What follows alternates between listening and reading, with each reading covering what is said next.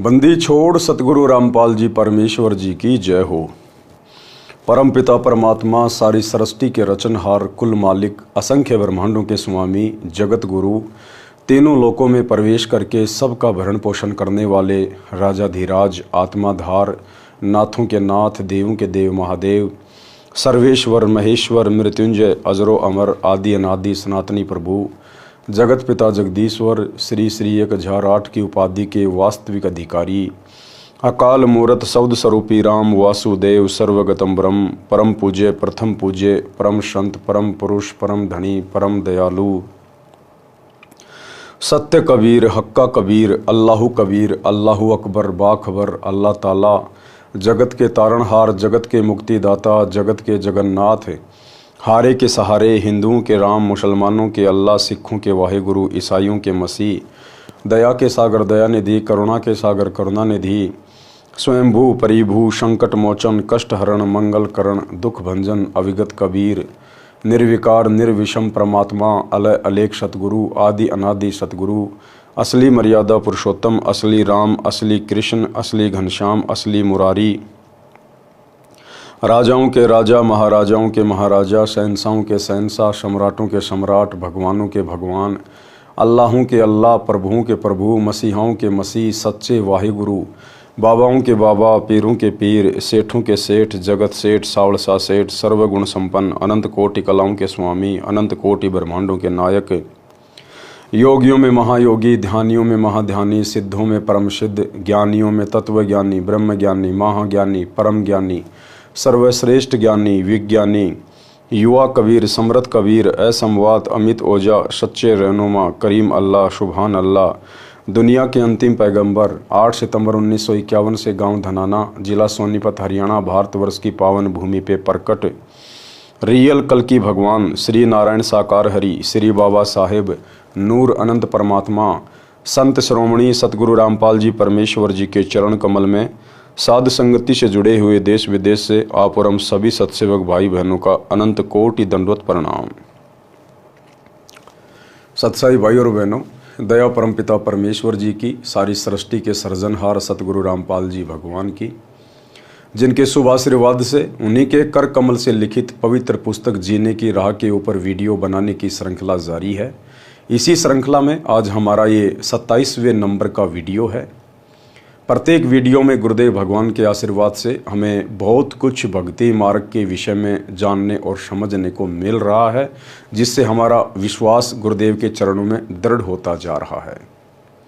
भाई और बहनों, कल जीने की राह पुस्तक के ऊपर हमारा अंतिम वीडियो होगा, क्योंकि कल परमेश्वर ने भक्ति और मर्यादाओं के विषय में हमें समझाना चाहा है। तो इस पुस्तक को पढ़ने के बाद हमें ये भी पता होना चाहिए कि सतगुरु रामपाल जी परमेश्वर जी से जुड़ने के लिए, उनकी भक्ति को सफल करने के लिए हमने किन किन मर्यादाओं का ध्यान रखना होगा। तो कल हमारा अंतिम वीडियो होगा जीने की राह पुस्तक के ऊपर भक्ति और मर्यादाओं को लेकर। तो आज गुरुदेव भगवान हमें क्या कुछ इस पवित्र पुस्तक जीने की राह में समझा रहे हैं, हमें भक्ति और साधना के विषय में अंतर बता रहे हैं। पूजा क्या है और साधना क्या है। पवित्र पुस्तक जीने की राह, पेज नंबर 241 और वीडियो नंबर 27। पूजा तथा साधना में अंतर, यानी पूजा क्या है और साधना क्या है। पूजा का मतलब होता है वो वस्तु जो हमें चाहिए, जिसके लिए हम इतना प्रयास कर रहे हैं, वो पूज्य वस्तु हमारी क्या है जिसके लिए हम भक्ति कर रहे हैं। और साधना होती है उस पूज्य वस्तु को प्राप्त करने के लिए जो मेहनत की जाती है, जो मजदूरी की जाती है, उसको कहते हैं साधना। तो परमात्मा को प्राप्त करने के लिए हम जो जो भक्ति क्रियाएं करते हैं उसको कहते हैं साधना। प्रश्न, काल ब्रह्म की पूजा करनी चाहिए या नहीं। किसी ने सवाल किया कि ये जो काल है, दुर्गा का पति, ब्रह्मा विष्णु महेश का पिता, जिसके पास 21 ब्रह्मांड हैं और ये प्रतिदिन 1 लाख मानव शरीरधारी आत्माओं का मैल निकाल के खाता है तपतशिला पे, जिसने सभी को जन्म और मृत्यु के चक्कर में डाल रखा है, तो इसकी पूजा करनी चाहिए या नहीं करनी चाहिए। काल ब्रह्म की पूजा करनी चाहिए या नहीं, गीता में प्रमाण दिखाइए। उत्तर, नहीं करनी चाहिए। पहले आप जी को पूजा तथा साधना का भेद बताते हैं कि पूजा और साधना में क्या अंतर होता है। भक्ति अर्थात पूजा, जैसे हमारे को पता है कि पृथ्वी के अंदर मीठा शीतल जल है, उसको प्राप्त कैसे किया जा सकता है। उसके लिए बोकी के द्वारा जमीन में सुराख किया जाता है, उस सुराख में लोहे की पाइप डाली जाती है, फिर हैंडपंप नल की मशीन लगाई जाती है, तब वह शीतल जीवनदाता जल प्राप्त होता है। हमारा पूज्य जल है जिसके लिए हम प्रयत्न कर रहे थे, वो क्या है? जल। तो हमारा पूज्य क्या हुआ? जल। और उस जल को प्राप्त करने के लिए प्रयोग किए उपकरण तथा प्रयत्न साधना जाने। यदि हम उपकरणों की पूजा में लगे रहे तो जल प्राप्त नहीं कर सकते। उपकरणों द्वारा पूज्य वस्तु प्राप्त की जाती है। अन्य उदाहरण, जैसे पतिव्रता स्त्री परिवार के सभी सदस्यों का सत्कार करती है, सास ससुर माता पिता के समान, नंद का बड़ी छोटी बहन के समान, जेठ देवर का बड़े छोटे भाई के समान, जेठानी देवरानी का बड़ी छोटी बहनों के समान, परंतु वह पूजा अपने पति की करती है। जब वे अलग होते हैं तो अपने हिस्से की सभी वस्तुएं उठाकर अपने पति वाले मकान में ले जाती है। अन्य उदाहरण, जैसे हमारी इच्छा आम खाने की होती है, हमारे लिए आम का फल पूज्य है, जिसको हम खाना चाहते हैं, जिसको हम प्राप्त करना चाहते हैं। उसे प्राप्त करने के लिए धन की आवश्यकता पड़ती है।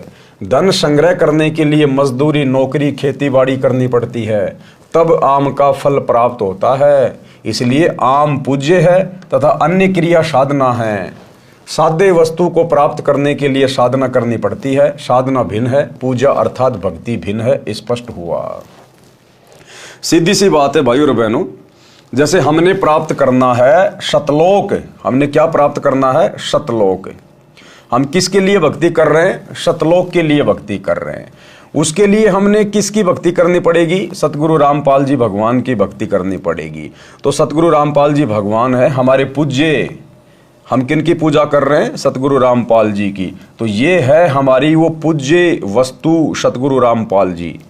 अब इनको खुश करने के लिए, इनको प्राप्त करने के लिए, इनकी पूजा करने के लिए, सतलोक प्राप्त करने के लिए हम जो जो भक्ति विधि अपनाएंगे, पांचों यज्ञ करेंगे, दान धर्म करेंगे, सुमरण करेंगे, सत्संग सुनेंगे, मर्यादा निभाएंगे, ये है साधना।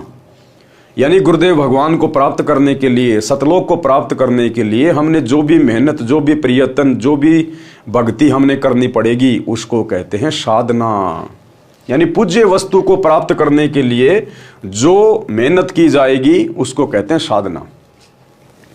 प्रश्न चल रहा है कि क्या ब्रह्म की पूजा करनी चाहिए? ब्रह्म यानी ये दुर्गा का पति। इसको चाहे ब्रह्म कहिए, चाहे ज्योति निरंजन कहिए, चाहे इसको काल कहिए, चाहे इसको क्षर पुरुष कहिए, ये चारों नाम इसी के हैं। प्रश्न चल रहा है क्या ब्रह्म की पूजा करनी चाहिए, क्या काल की पूजा करनी चाहिए? उत्तर में कहा है कि नहीं करनी चाहिए। अब श्रीमद् भगवत गीता में प्रमाण दिखाते हैं। गीता अध्याय 7 श्लोक 12 से 15 में तो गीता ज्ञानदाता ने बता दिया है कि तीनों गुणों, रजगुण श्री ब्रह्मा जी, सतगुण श्री विष्णु जी तथा तमगुण श्री शिव जी की भक्ति व्यर्थ है, बेकार है। फिर गीता अध्याय 7 के श्लोक 16, 17, 18 में गीता ज्ञानदाता ब्रह्म ने अपनी भक्ति से होने वाली गति अर्थात मोक्ष को अनुत्तम अर्थात घटिया बताया है। गीता का ज्ञान जिसने दिया है ब्रह्म ने, काल ने, उसने गीता अध्याय 7 श्लोक 12 से 15 में तीनों देवता ब्रह्मा विष्णु महेश की भक्ति को खारिज कर दिया और 4 गालियां दी हैं उन लोगों को जो लोग ब्रह्मा विष्णु महेश की भक्ति करते हैं, उनकी पूजा करते हैं, उनको अपना पूज्य मानते हैं।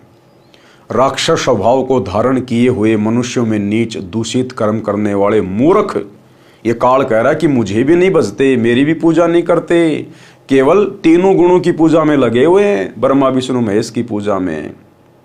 तो यहां तो काल ने अपने तीनों बेटों की पूजा को रिजेक्ट कर दिया गीता जी में, जो कि सनातनी ग्रंथ है।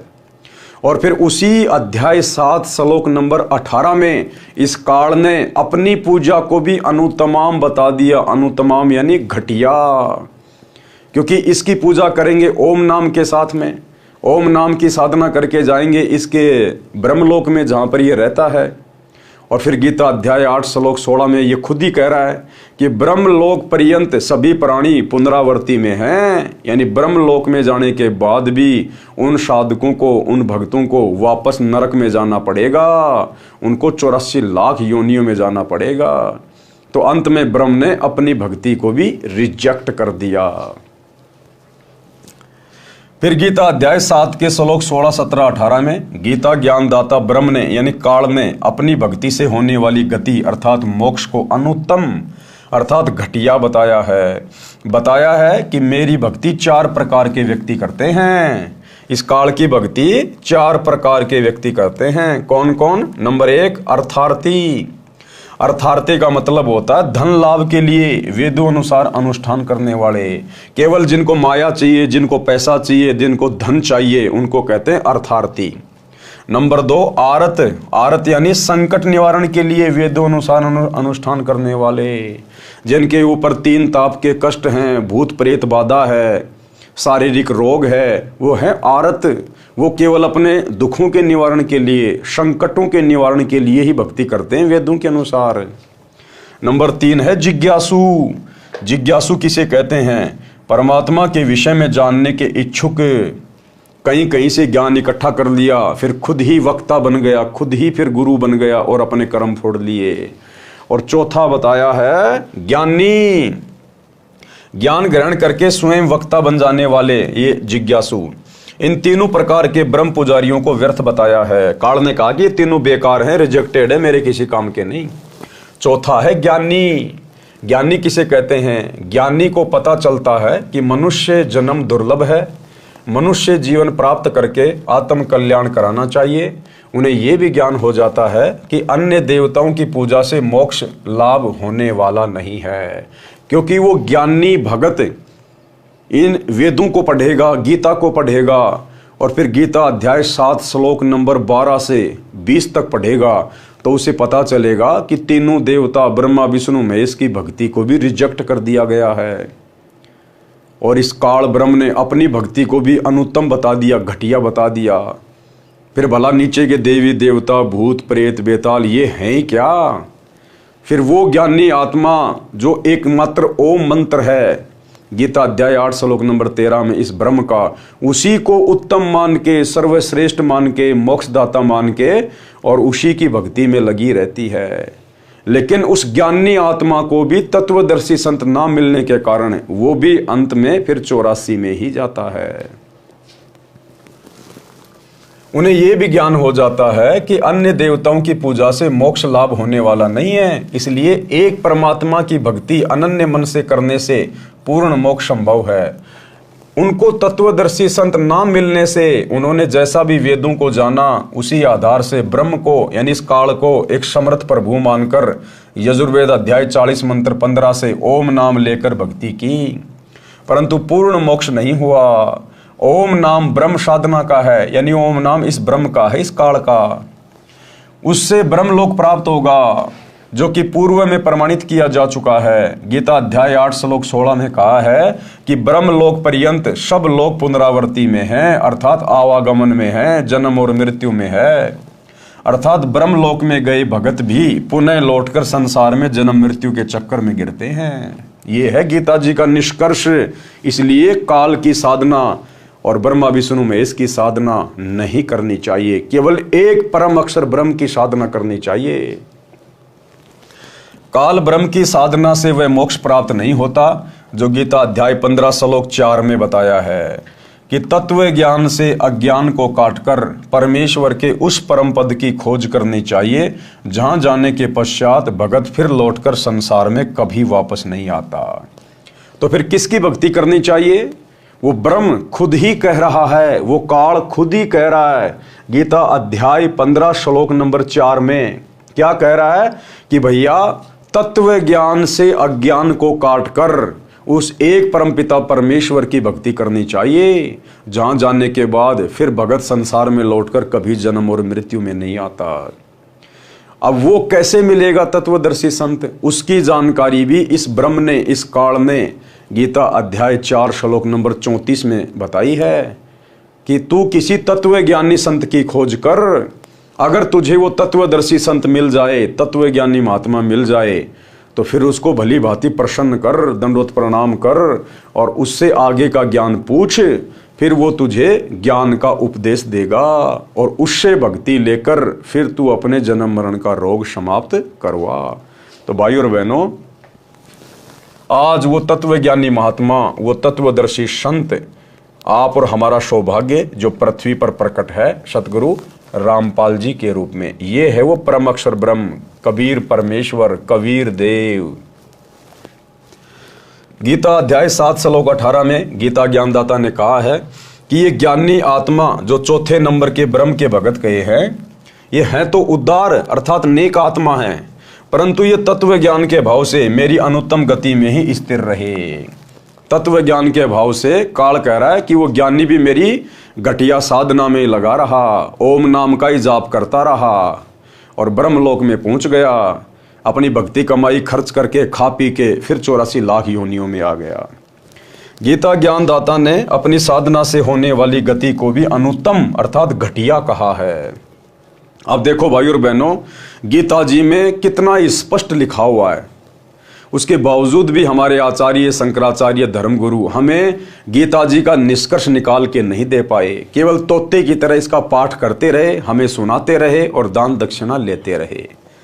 अब इस परमेश्वर ने धरती पे प्रकट होकर सतगुरु रामपाल जी भगवान ने ये मूल ज्ञान, ये सार ज्ञान सर्व भगत समाज के सामने निकाल के रख दिया। तो भाई और बहनों, अब हमने देर नहीं करनी चाहिए, विलंब नहीं करना चाहिए, क्योंकि भक्ति का विधान हमारे शास्त्र हैं और चारों वेद और गीता जी ये सनातनी शास्त्र हैं। बाद में बने हैं बाकी धर्म तो सारे के सारे, हिंदू धर्म, मुस्लिम धर्म, सिख, ईसाई, जैन, बौद्ध, ये तो सब बाद में बने। सतयुग में, त्रेता में, द्वापर में कोई धर्म नहीं था, कोई पंथ नहीं था, केवल वेदों के अनुसार साधना होती थी। इसलिए वेद सनातनी शास्त्र है और सभी धर्मों के लोगों के लिए है, क्योंकि जिस समय ये वेद थे उस समय कोई धर्म नहीं था। ये तो आगे चलकर वर्तमान में काल ने हम सभी आत्माओं को परमात्मा से दूर करने के लिए धर्मों में डिवाइड कर दिया, जातियों में डिवाइड कर दिया, ताकि आपस में ये अपनी अपनी साधना को श्रेष्ठ मान के लड़ते झगड़ते रहें। और जब वो परम संत, तत्वदर्शी संत, वो परमात्मा जब धरती पर आकर अपना ज्ञान दे, तो उस समय कोई भी उनकी बातों को ना माने। ये काल का पूर्व नियोजित षड्यंत्र था। लेकिन सतगुरु के आगे भला काल की क्या बिसात, सतगुरु ने जो करना है वो तो करके रहेगा। तो आज सतगुरु ने कर दिखाया।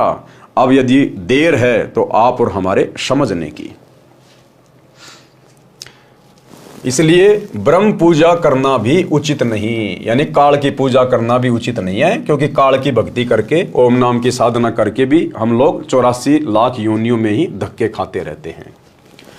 कारण बताया फिर गुरुदेव भगवान ने कि इस ब्रह्म की, ओम नाम की साधना भी क्यों नहीं करनी चाहिए, सर्वश्रेष्ठ क्यों नहीं है। एक चुणक नाम का ज्ञानी ऋषि आत्मा था। उसने ओम नाम का जाप तथा हठयोग हजारों वर्ष किया, जिससे उसमें सिद्धियां आ गई।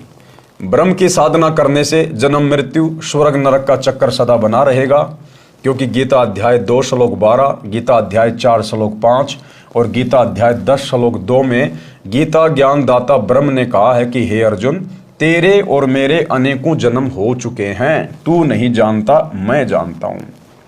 अब बताओ, स्पष्ट रूप से गीता का ज्ञान देने वाला भगवान साफ साफ कह रहा है, अध्याय नंबर 4 श्लोक 5, अध्याय 4 श्लोक 9, अध्याय 10 श्लोक 2 कि अर्जुन, तेरे और मेरे बहुत से जन्म हो चुके हैं, तू नहीं जानता, मैं जानता हूं। उसके बावजूद भी हम लोग गीता ज्ञान देने वाले भगवान को परमात्मा कह रहे हैं, अजरो अमर कह रहे हैं, अविनाशी कह रहे हैं, जबकि वो तो खुद कह रहा है कि मैं तो जन्मता और मरता हूं। तो हमारे धर्म गुरुओं को क्या खाक ज्ञान था इन शास्त्रों का, केवल तोते की तरह संस्कृत में रट्टा लगाते थे, बाकी सार नहीं निकाल पाए, ना समझ पाए। क्या कह रहा है, साफ साफ कह रहा है, देखो आप लोग गीता प्रेस गोरखपुर से प्रकाशित ओरिजिनल गीता, जिसको हिंदू समाज बड़ी एथेंटिक मानता है, विश्वसनीय मानता है, आप जी लाकर 100-150 रुपए में आएगी। आप जी लाकर देख लेना, पढ़ लेना। जो श्लोक यहाँ सतगुरु रामपाल जी परमेश्वर जी के द्वारा लिखे गए हैं आपको एज इट इज मिलेंगे। देखिए कौन कौन से अध्याय हैं, क्योंकि गीता अध्याय 2 श्लोक 12, गीता अध्याय 4 श्लोक 5, गीता अध्याय 10 श्लोक 2 में गीता ज्ञानदाता ब्रह्म ने कहा कि अर्जुन तेरे और मेरे अनेकों जन्म हो चुके हैं, तू नहीं जानता मैं जानता हूं, तू मैं तथा ये सारे राजा लोग पहले भी जन्मे थे, आगे भी जन्मेंगे, यानी जन्म मरण चलता रहेगा। ये ना सोच कि हम सब अभी जन्मे हैं, मेरी उत्पत्ति को महर्षि जन तथा ये देवता नहीं जानते, क्योंकि ये सब मेरे से उत्पन्न हुए हैं।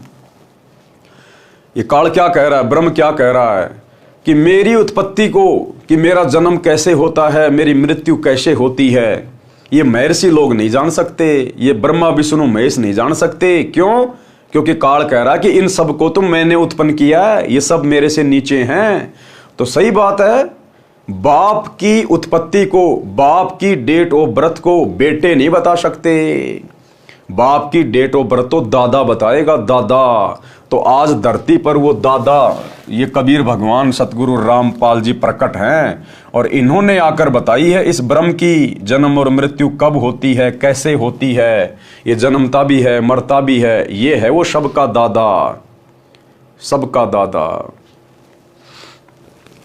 इससे स्वयं सिद्ध है कि जब गीता ज्ञानदाता ब्रह्म भी जन्मता मरता है तो इसके पुजारी अमर कैसे हो सकते हैं। अब सही बात है, जब ये काल जो गीता का ज्ञान दे रहा है, जब ये खुद ही जन्म और मृत्यु में है, तो भला इसकी पूजा करके, जो कि चारों वेदों में और गीता में केवल इसी की पूजा का मंत्र है ओम, तो जब ये खुद ही जन्मता और मरता है, तो काल की पूजा करके, ब्रह्मा विष्णु महेश की पूजा करके इनके पुजारी भला कैसे अमर हो जाएंगे, वो कैसे सदा सदा के लिए मोक्ष प्राप्त कर पाएंगे।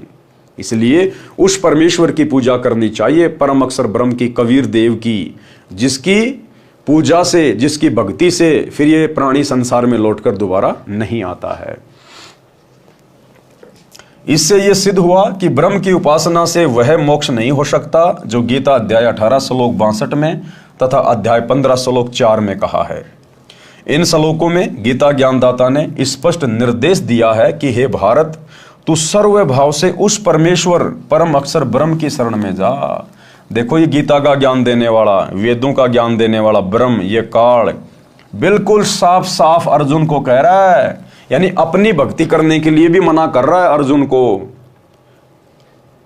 अर्जुन का मतलब है आम समाज, आम प्राणी, और वो काल ब्रह्म अर्जुन के माध्यम से संदेशा दे रहा है कि मुझ ब्रह्म की, मुझ काल की, मुझ गीता का ज्ञान देने वाले ज्योति निरंजन की भक्ति करने से कोई फायदा नहीं है, जन्म और मृत्यु का रोग नहीं कटेगा। इसलिए हे भारत, हे अर्जुन, तू सर्व भाव से, यानी हर प्रकार से और सब बातों को छोड़कर उस एक परमेश्वर की शरण में जा। ये काल अपने से अन्य उस परमात्मा की शरण में जाने के लिए कह रहा है। हे भारत, तू सर्व भाव से उस परमेश्वर यानी परम अक्षर ब्रह्म की शरण में जा। उस परमेश्वर की कृपा से ही तू परम शांति को तथा सनातन परम धाम अर्थात सतलोक को प्राप्त होगा। यानी परम शांति, जहां जाने के बाद कोई दुख नहीं, कोई कष्ट नहीं, कोई बुढ़ापा नहीं, कोई मौत नहीं। कहते हैं वो परम शांति तो तुझे उस तत्वदर्शी संत की शरण में जाने के बाद, उसके द्वारा बताई गई साधना को सफल करने के बाद ही प्राप्त होगा, जब तू सतलोक में चला जाएगा। उस परमेश्वर की कृपा से ही तू परम शांति को तथा सनातन परम धाम अर्थात सतलोक को प्राप्त होगा। तत्व ज्ञान समझकर उसके पश्चात परमात्मा के उस परम पद की खोज करनी चाहिए, अर्थात सतलोक के लिए फिर दृढ़ होकर भक्ति करनी चाहिए। जहां जाने के पश्चात भगत फिर लौटकर संसार में कभी नहीं आते। इस काल के 21 ब्रह्मांड वाले संसार में फिर वो व्यक्ति कभी नहीं आता। विचार करें कि गीता ज्ञानदाता तो स्वयं जन्मता मरता है, इसलिए ब्रह्म यानी काल की पूजा से होने वाली गति अनुत्तम कही है। गीता अध्याय 7 श्लोक 18 में इसने अपनी भक्ति को भी अनुत्तम कहा, घटिया कहा है। अब चुनक ऋषि का प्रसंग आगे सुनाते हैं। चुनक ऋषि ने ओम नाम का जाप तथा हठ योग किया। वेदों ऋग्वेद, यजुर्वेद, सामवेद, अथर्ववेद में बताई भक्ति से परमात्मा प्राप्ति नहीं होती। इन चारों वेदों में उस पूर्ण परमात्मा की जानकारी जरूर है, लेकिन उसकी प्राप्ति का मार्ग नहीं है, मंत्र नहीं है, वो काल ने छुपा दिए। और इस काल ने अपना खुद का मंत्र ठोक दिया, केवल एक ओम नाम का मंत्र, और जानकारी उस परमात्मा की दी हुई है। इसलिए इन चुनक ऋषि जैसी आत्माओं ने वेदों को पढ़ा और जैसा इनको ज्ञान था उस आधार से इन्होंने इस काल को, इस ब्रह्म को ही इन्होंने परमात्मा मान लिया और उस ओम मंत्र को निकाल लिया कि भाई यही ओम मंत्र है उस परमात्मा की प्राप्ति का, और उसी को फाइनल भक्ति मान के दिन रात एक कर दी। वेदों ऋग्वेद, यजुर्वेद, सामवेद, अथर्ववेद में बताई भक्ति से परमात्मा की प्राप्ति नहीं होती है। इसका प्रमाण गीता अध्याय 11 श्लोक 47 व 48 में है। गीता ज्ञान दाता ब्रह्म ने यानी काल ने बताया कि हे अर्जुन, मुझ काल ब्रह्म का यह विराट रूप है। मेरे इस रूप के दर्शन तेरे अतिरिक्त पहले किसी को नहीं हुए। मैंने तेरे ऊपर अनुग्रह करके ये रूप दिखाया है। मेरे इस रूप के दर्शन अर्थात ब्रह्म प्राप्ति न तो वेदों में वर्णित विधि से अर्थात ओम नाम के जाप से, ना तप से, ना हवन आदि आदि यज्ञों से होते हैं। अर्थात वेदों में वर्णित विधि से ब्रह्म प्राप्ति नहीं होती। काल ने स्पष्ट कर दिया गीता जी के अध्याय नंबर 11 श्लोक नंबर 47 और 48 में कि हे अर्जुन, मुझ ब्रह्म की प्राप्ति, मुझ काल की प्राप्ति आपको किसी भी प्रकार से नहीं हो सकती। मेरे दर्शन आप किसी भी तरह से नहीं कर सकते। चाहे कितना ओम नाम का जाप कर लो, कितना ही तुम हठ योग कर लो, कितना तुम तप कर लो, कितना ही तुम जप कर लो, यज्ञ हवन कर लो, ये मेरा घटिया अनुत्तम नियम है। किसी भी प्रकार से मुझ ब्रह्म की प्राप्ति नहीं की जा सकती। बताओ, खुद कह रहा है और फिर भी लोग गीता जी का पाठ कर रहे हैं। राधे राधे हरे हरे राधे राधे श्याम मिलादे का जाप कर रहे हैं, जब खुद ओम नाम के जाप से भी साधक इसके दर्शन नहीं कर सकता।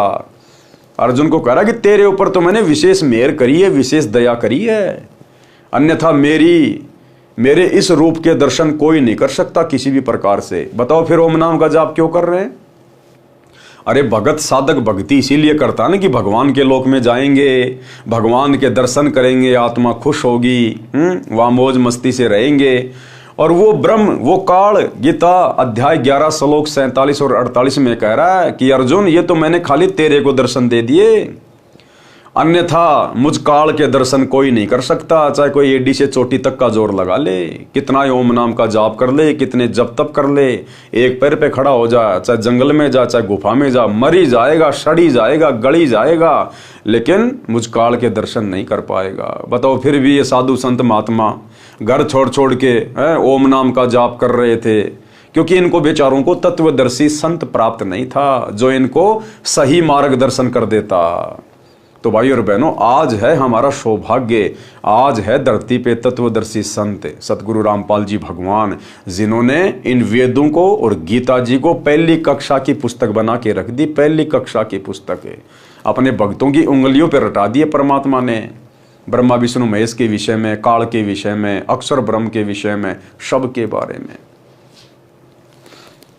तो क्या कह रहा है वो कि मेरे इस रूप के दर्शन अर्थात ब्रह्म प्राप्ति न तो वेदों में वर्णित विधि से अर्थात ओम नाम के जाप से, न तप से, न हवन से, न आदि आदि यज्ञों से होते हैं। अर्थात वेदों में वर्णित विधि से ब्रह्म प्राप्ति नहीं होती। यही कारण रहा कि चुनक जैसे ऋषि भी ब्रह्म को निराकार कहते रहे, क्योंकि जो साधना उन्होंने की उस साधना से तो ब्रह्म खुद ही कह रहा है कि मेरे दर्शन हो ही नहीं सकते। तो अंत में ओम नाम की साधना करके और तप करके उस चुनक जैसे ऋषि ने भी यही निष्कर्ष दे दिया कि भैया परमात्मा निराकार है, परमात्मा दर्शन नहीं देता। चुनक ऋषि में सिद्धियां आ गई, अब वो तप करने से उनमें सिद्धियां आ गई, जिस कारण से संसार में प्रसिद्ध हो गया। सिद्धि प्राप्त भगत अपनी वर्षों की साधना से की गई चार्ज बैटरी से किसी को श्राप देकर अपनी भक्ति का नाश करते हैं, किसी को आशीर्वाद देकर अपनी भक्ति का नाश करते हैं, किसी पर सिद्धि से जंत्र मंत्र करके अपनी भक्ति का नाश करते हैं तथा संसार में प्रशंसा के पात्र बनकर स्वयं प्रभु बन बैठते हैं, और फिर अगले जन्मों में गधे कुत्ते सुअर बनकर फिर लोगों के लठ खाते हैं। ये है काल की भक्ति की उत्तम उपलब्धि। फिर आगे परमात्मा ने बताया कि एक मानदाता चक्रवर्ती राजा था, उसका पूरी पृथ्वी पर राज्य था। उसने अपने राज्य में यह जांचना चाहा कि क्या पृथ्वी के अन्य राजा जो मेरे अधीन हैं, क्या उनमें से कोई स्वतंत्र होना चाहता है। इसलिए राजा ने अपने निजी घोड़े के गले में एक पत्र लिखकर बांध दिया कि जिस किसी राजा को मानधाता राजा की पराधीनता स्वीकार ना हो वो इस घोड़े को पकड़ ले। यानी अश्वमेघ यज्ञ किया। पूरी पृथ्वी पर उस राजा मानधाता का शासन था और उसने ये चेक करना चाहा कि कहीं कोई राजा मेरी अधीनता स्वीकार तो नहीं करना चाहता, कहीं खुद तो स्वतंत्र होकर राज्य नहीं करना चाहता। तो इस बात की जांच करने के लिए और अपनी दादागिरी को कायम रखने के लिए ये अहंकार होता है, क्योंकि राजा अहंकार में सड़ रहा होता है। क्योंकि राजा ने भी पिछले जन्म में खूब तप किया होता है, उस तप के बदले वो राजा बन जाता है। तप से राज, वो राजा बन गया। और राज मदमानम, राजा बन के मान बड़ा अहंकार में फूल जाता है, निरे पाप कमाता है। तो तप से राज और राज मदमानम और जन्म तीसरे शुक्र समानम। फिर वो राजा राज भोगने के बाद नरक में जाएगा, उसके बाद गधा, कुत्ता और शुअर बनेगा। ये है काल की ओम नाम की साधना की उपलब्धि। वह इस घोड़े को पकड़ ले और युद्ध के लिए तैयार हो जाए। राजा के पास बेहतर अक्षौणी सेना है, उस घोड़े के साथ सैकड़ों सैनिक भी चले। सारी पृथ्वी पर चक्कर लगाया, किसी राजा ने उस घोड़े को नहीं पकड़ा, क्योंकि बेहतर अक्षौणी सेना, 1.5-2 करोड़ की सेना उस राजा के पास। तो किसी ने भी घोड़े को नहीं पकड़ा कि भैया मरना थोड़ी है, टाइम पास करना है। हाँ जी ठीक है, हम तो राजा मानदाता के नीचे रह के अपना राज्य कर रहे हैं। किसी राजा ने उस घोड़े को नहीं पकड़ा। इससे स्पष्ट हो गया कि पूरी पृथ्वी के छोटे राजा अपने चक्रवर्ती शासक मानदाता के अधीन हैं। सभी सैनिक जो घोड़े के साथ थे खुशी से वापस आ रहे थे। रास्ते में ऋषि चुनक की कुटिया थी। अब वो चुनक ऋषि जहां अपनी साधना कर रहा था, ओम नाम का जाप और तप कर रहा था, तो तप करने से उसमें सिद्धि आ गई। काफी हजारों वर्षों से बैठा हुआ था। सतयुग में, त्रेता में लाखों साल की उम्र हुआ करती थी। तो तप करने से उसमें सिद्धियां आ गई थी, एटम बम बन गया था। चुनक ऋषि ने सैनिकों से पूछा जो घोड़ों पर सवार थे कि हे सैनिकों, कहां गए थे, इस घोड़े का सवार कहां गया। सैनिकों ने ऋषि जी को सारी बात बताई।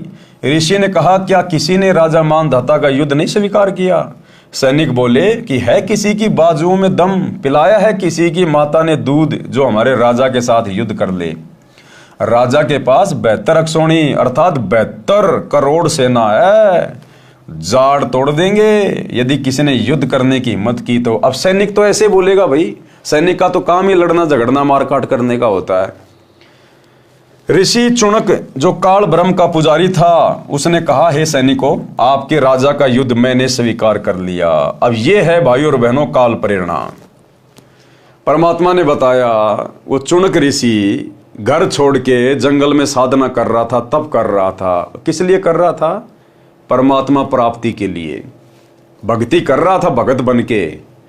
लेकिन था काल के अधीन, काल की भक्ति कर रहा था, तो सिर पे तो काल बैठा रहेगा ना, सद्बुद्धि आएगी नहीं जब तक तत्वदर्शी संत से उपदेश लेके भक्ति नहीं करेगा। तो ये काल कैसे अपने भक्तों को धोखा देता है, खुद के उपासकों को भी ये धोखा देता है। अब वो चुनक ऋषि को काल ने अंदर से प्रेरणा कर दी कि राजा का युद्ध तू स्वीकार कर ले, क्योंकि तप करने वाले में भी अहंकार आता है, सिद्धियां होती हैं। उधर राजा में अहंकार, इधर तपस्वी में अहंकार। तो चुनक ऋषि ने कहा कि मैंने तुम्हारे राजा का युद्ध स्वीकार कर लिया और ये घोड़ा यही छोड़ जाओ, बोल दो तुम्हारे राजा को। अब भाइयों और बहनों, हमने शिक्षा लेनी है। हमने, परमात्मा ने एक सत्संग में बताया कि वो चुनक ऋषि परमात्मा प्राप्ति के लिए निकला था। उस नालायक को अपनी भक्ति करनी चाहिए थी, जैसी भी वो कर रहा था। राजा लोग अपना काम कर रहे थे, भगत ने अपना काम करना चाहिए था। क्यों बीच में टांग फंसाई उसने? अगर किसी ने घोड़ा नहीं पकड़ा तो कोई बात नहीं, जाओ भाई तुम्हारे घर पे, अच्छी बात है किसी ने नहीं पकड़ा तो। लेकिन जबरदस्ती चुनक ऋषि ने फटे में टांग अड़ा दी और घोड़ा पकड़ लिया।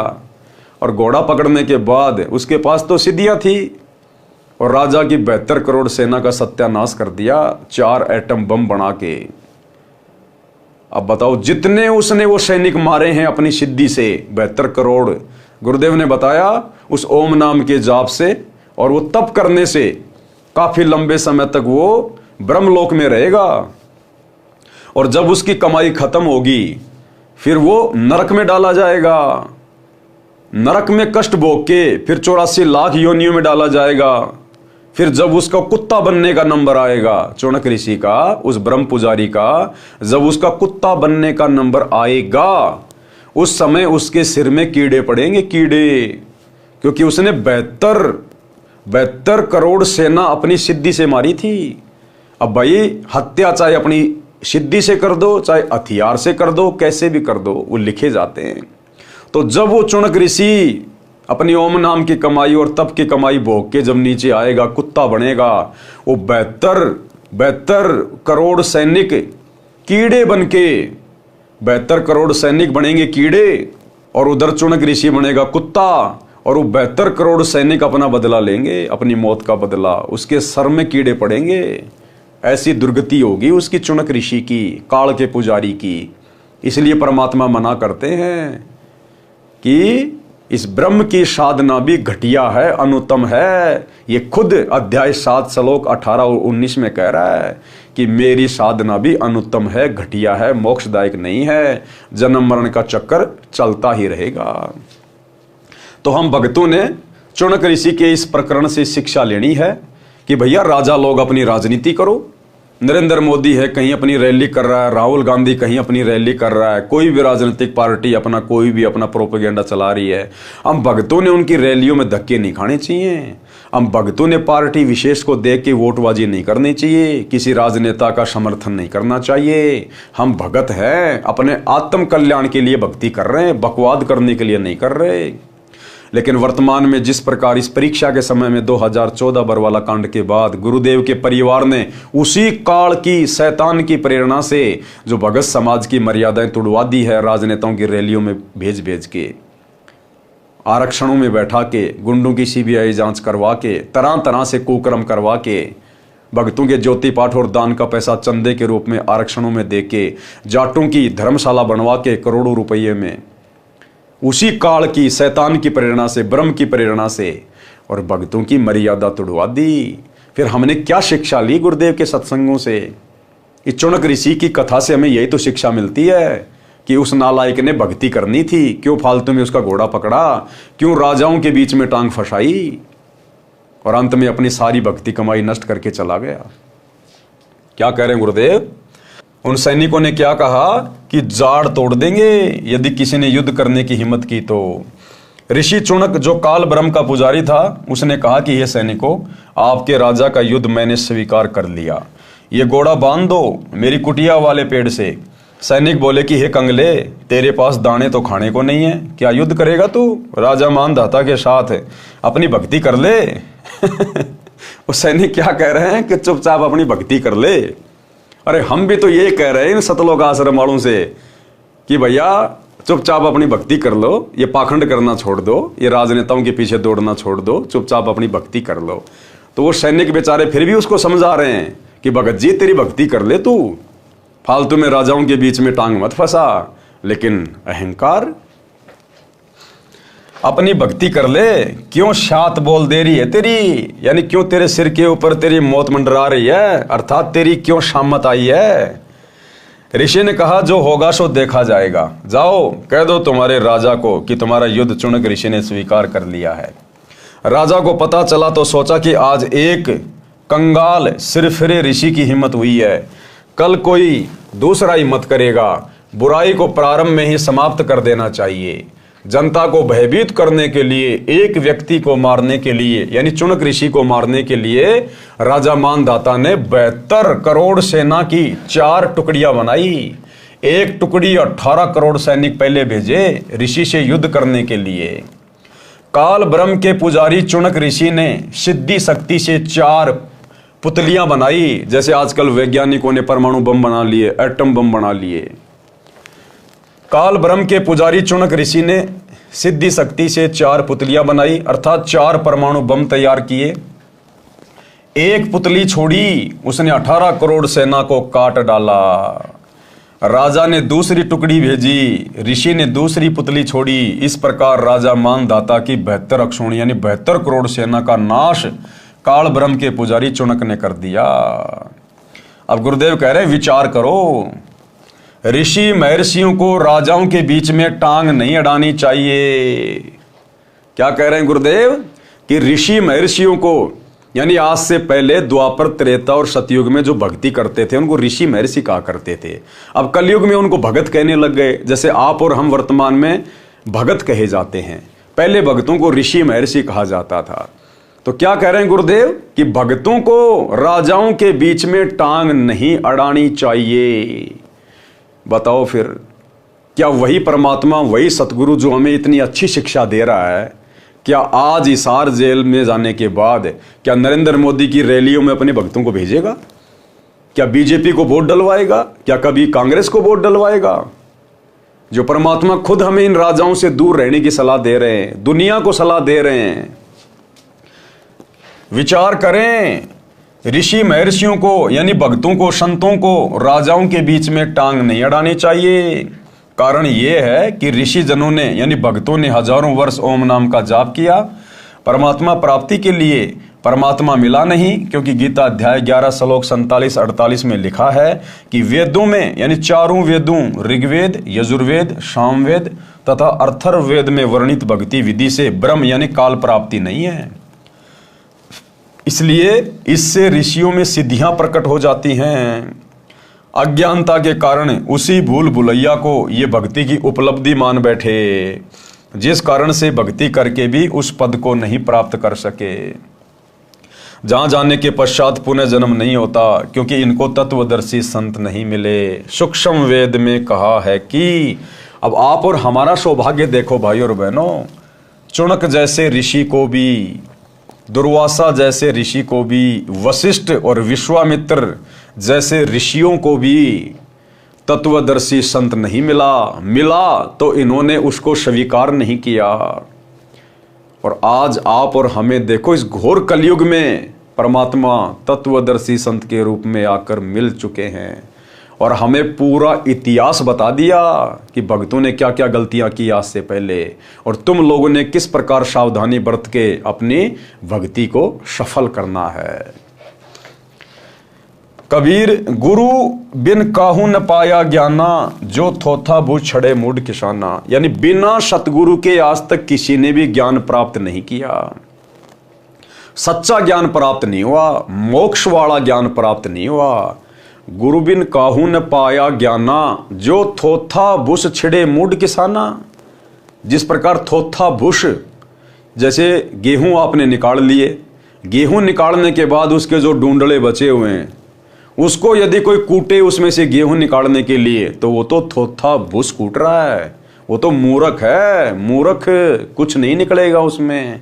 तो बिना सतगुरु के आप चाहे तप कर लो, चाहे जप कर लो, चाहे वेद पढ़ लो, चाहे गीता पढ़ लो, आप तो थोथा भूस छिड़ रहे हो, डूंडले पीट रहे हो, डूंडले, उनमें से अनाज नहीं निकलेगा। गुरु बिन काहू न पाया ज्ञाना, जो थोथा भूस छिड़े मूड किसाना। और गुरु बिन वेद पढ़े जो प्राणी, समझे न सार रहे अज्ञानी। अब इनको गुरु तो बहुत मिले लेकिन सच्चा गुरु नहीं मिला। यहां पर सच्चे गुरु की बात हो रही है कि गुरु बिन वेद पढ़े जो प्राणी, समझे न सार रहे अज्ञानी। आपको लाखों गुरु मिलेंगे जो चारों वेदों को याद करके श्लोक संस्कृत में बोल बोल के सुना रहे हैं, दुनिया को ज्ञान दे रहे हैं, लेकिन वो सच्चे गुरु नहीं है। वो केवल तोते की तरह उन्होंने कंठस्थ याद कर रखा, उन श्लोकों को संस्कृत में घोट लिया, लेकिन वो वेद कह क्या रहे हैं, वो दोहे, वो श्लोक कह क्या रहे हैं, सार क्या है, निष्कर्ष क्या है, वो नहीं समझ पाए। इसलिए गुरु पद पर होने के बावजूद भी उनको हम गुरु नहीं कह सकते। गुरु वो है जो शास्त्रों का निष्कर्ष निकाल के दे दे। गरीब 72 अक्षौणी खा गया, यानी 72 करोड़ सेना राजा मानधाता की खा गया। वो कौन? चुनक ऋषिश्वर, एक ऋषि और ऋषिश्वर यानी ऋषियों में सर्वश्रेष्ठ कहा जाता था वो चुनक। अब बताओ, उनके ये काम है, उनके बिना सतगुरु के, बिना तत्व ज्ञान के, उन ऋषियों में सर्वश्रेष्ठ ऋषिवर ने भी अपनी दुर्गति करवाई और 72 अक्षौणी सेना खा गया, यानी मार डाली। गरीब 72 अक्षुणी खा गया, चुनक ऋषिश्वर एक, दे धारे जोरा फिरे सभी काल की भेक। ये तो जीती जागती मौत फिर रही है साधु संतों के रूप में। अब बताओ, भगत तो भाई साहब चींटी भी नहीं मार सकता, चींटी भी। अगर कभी ऐसी नौबत आ गई भगत के सामने, भगत तो अपनी तरफ से चींटी को भी नहीं मार सकता, चींटी को भी। और ये 72 करोड़ सेना को खा गया, अपनी सिद्धि शक्ति से मार दिया इसने। तो ये काहे के भगत थे ये। लेकिन आज से पहले तत्व ज्ञान के अभाव में हम केवल ऐसे रिद्धि सिद्धि वाले साधकों को, ऋषि मुनियों को ही बहुत बड़े भगत मानते थे। ये तो भक्ति के आसपास भी नहीं थे, आसपास भी। भावार्थ, तत्वदर्शी संत गुरु न मिलने के कारण जो साधना भगत करते हैं वह शास्त्र विधि त्याग कर मनमाना आचरण होता है। अब वो चुनक ऋषि मनमाना आचरण कर रहा था, मनमाना आचरण, जिससे कोई लाभ साधक को नहीं होता। क्योंकि वेदों में तो साफ साफ लिखा हुआ है कि उस तत्वदर्शी संत की खोज कर, उसके बताए अनुसार भक्ति कर, तब तुझे परमात्म ज्ञान होगा, तुझे वो परम धाम मिलेगा। अब इनको तत्वदर्शी संत मिला नहीं, ये तो खुद ही तत्वदर्शी संत बन बैठे अपने आप में। और तब करने से फिर इनमें सिद्धियां आ गई। ओम नाम का जाप करने से ब्रह्मलोक में चले जाते हैं, फिर नीचे गधे कुत्ते सुअर बनते हैं। गीता अध्याय 16 श्लोक 23-24 में प्रमाण है कि हे भारत, जो भगत शास्त्र विधि को त्याग कर मनमाना आचरण करता है उसको न तो सुख होता है, न सिद्धि प्राप्त होती है, और न ही उसकी गति अर्थात मोक्ष होता है। इसलिए तेरे लिए शास्त्र ही प्रमाण है कि कौन सी साधना करनी चाहिए और कौन सी नहीं करनी चाहिए। अब शास्त्रों का ज्ञान कहाँ से मिले, शास्त्रों का ज्ञान कौन बताए? ये शास्त्रों का ज्ञान तो केवल परमात्मा ही आके बताता है। तो आज से पहले उन आत्माओं का दुर्भाग्य, उनका बैड लक, उनको तत्वदर्शी संत नहीं मिला। लेकिन आज आप और हमारा गुड लक, आप और हमारा सौभाग्य कि तत्वदर्शी संत हमें सहज में उपलब्ध है। गुरु बिना अर्थात तत्वदर्शी संत के बिना चाहे वेदों को पढ़ते रहो, चाहे उनको कंठस्थ भी कर लो। जैसे पहले के ब्राह्मण वेदों के मंत्रों को याद कर लेते थे, जो चारों वेदों के मंत्र याद कर लेता था वह चतुर्वेदी कहलाता था।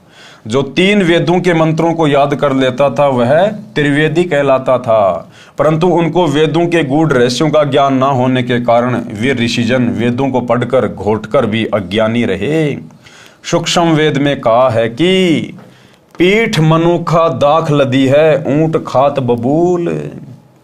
यानी बिना ज्ञान के, बिना अकल के ऊंट की पीठ के ऊपर तो काजू और किशमिश रखे हुए हैं और खुद वो बबूल खा रहा है, कंटीली झाड़ियां खा रहा है, बिना ज्ञान के, बिना अकल के।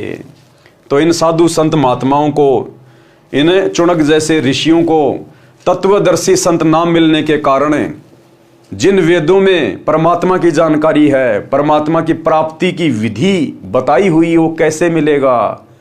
लेकिन ये उस परमात्मा वाली विधि की तरफ तो बढ़े नहीं, और काल ने इनको अपनी साधना में लगा के रखा। बिना अकल के ऊंट उभाना।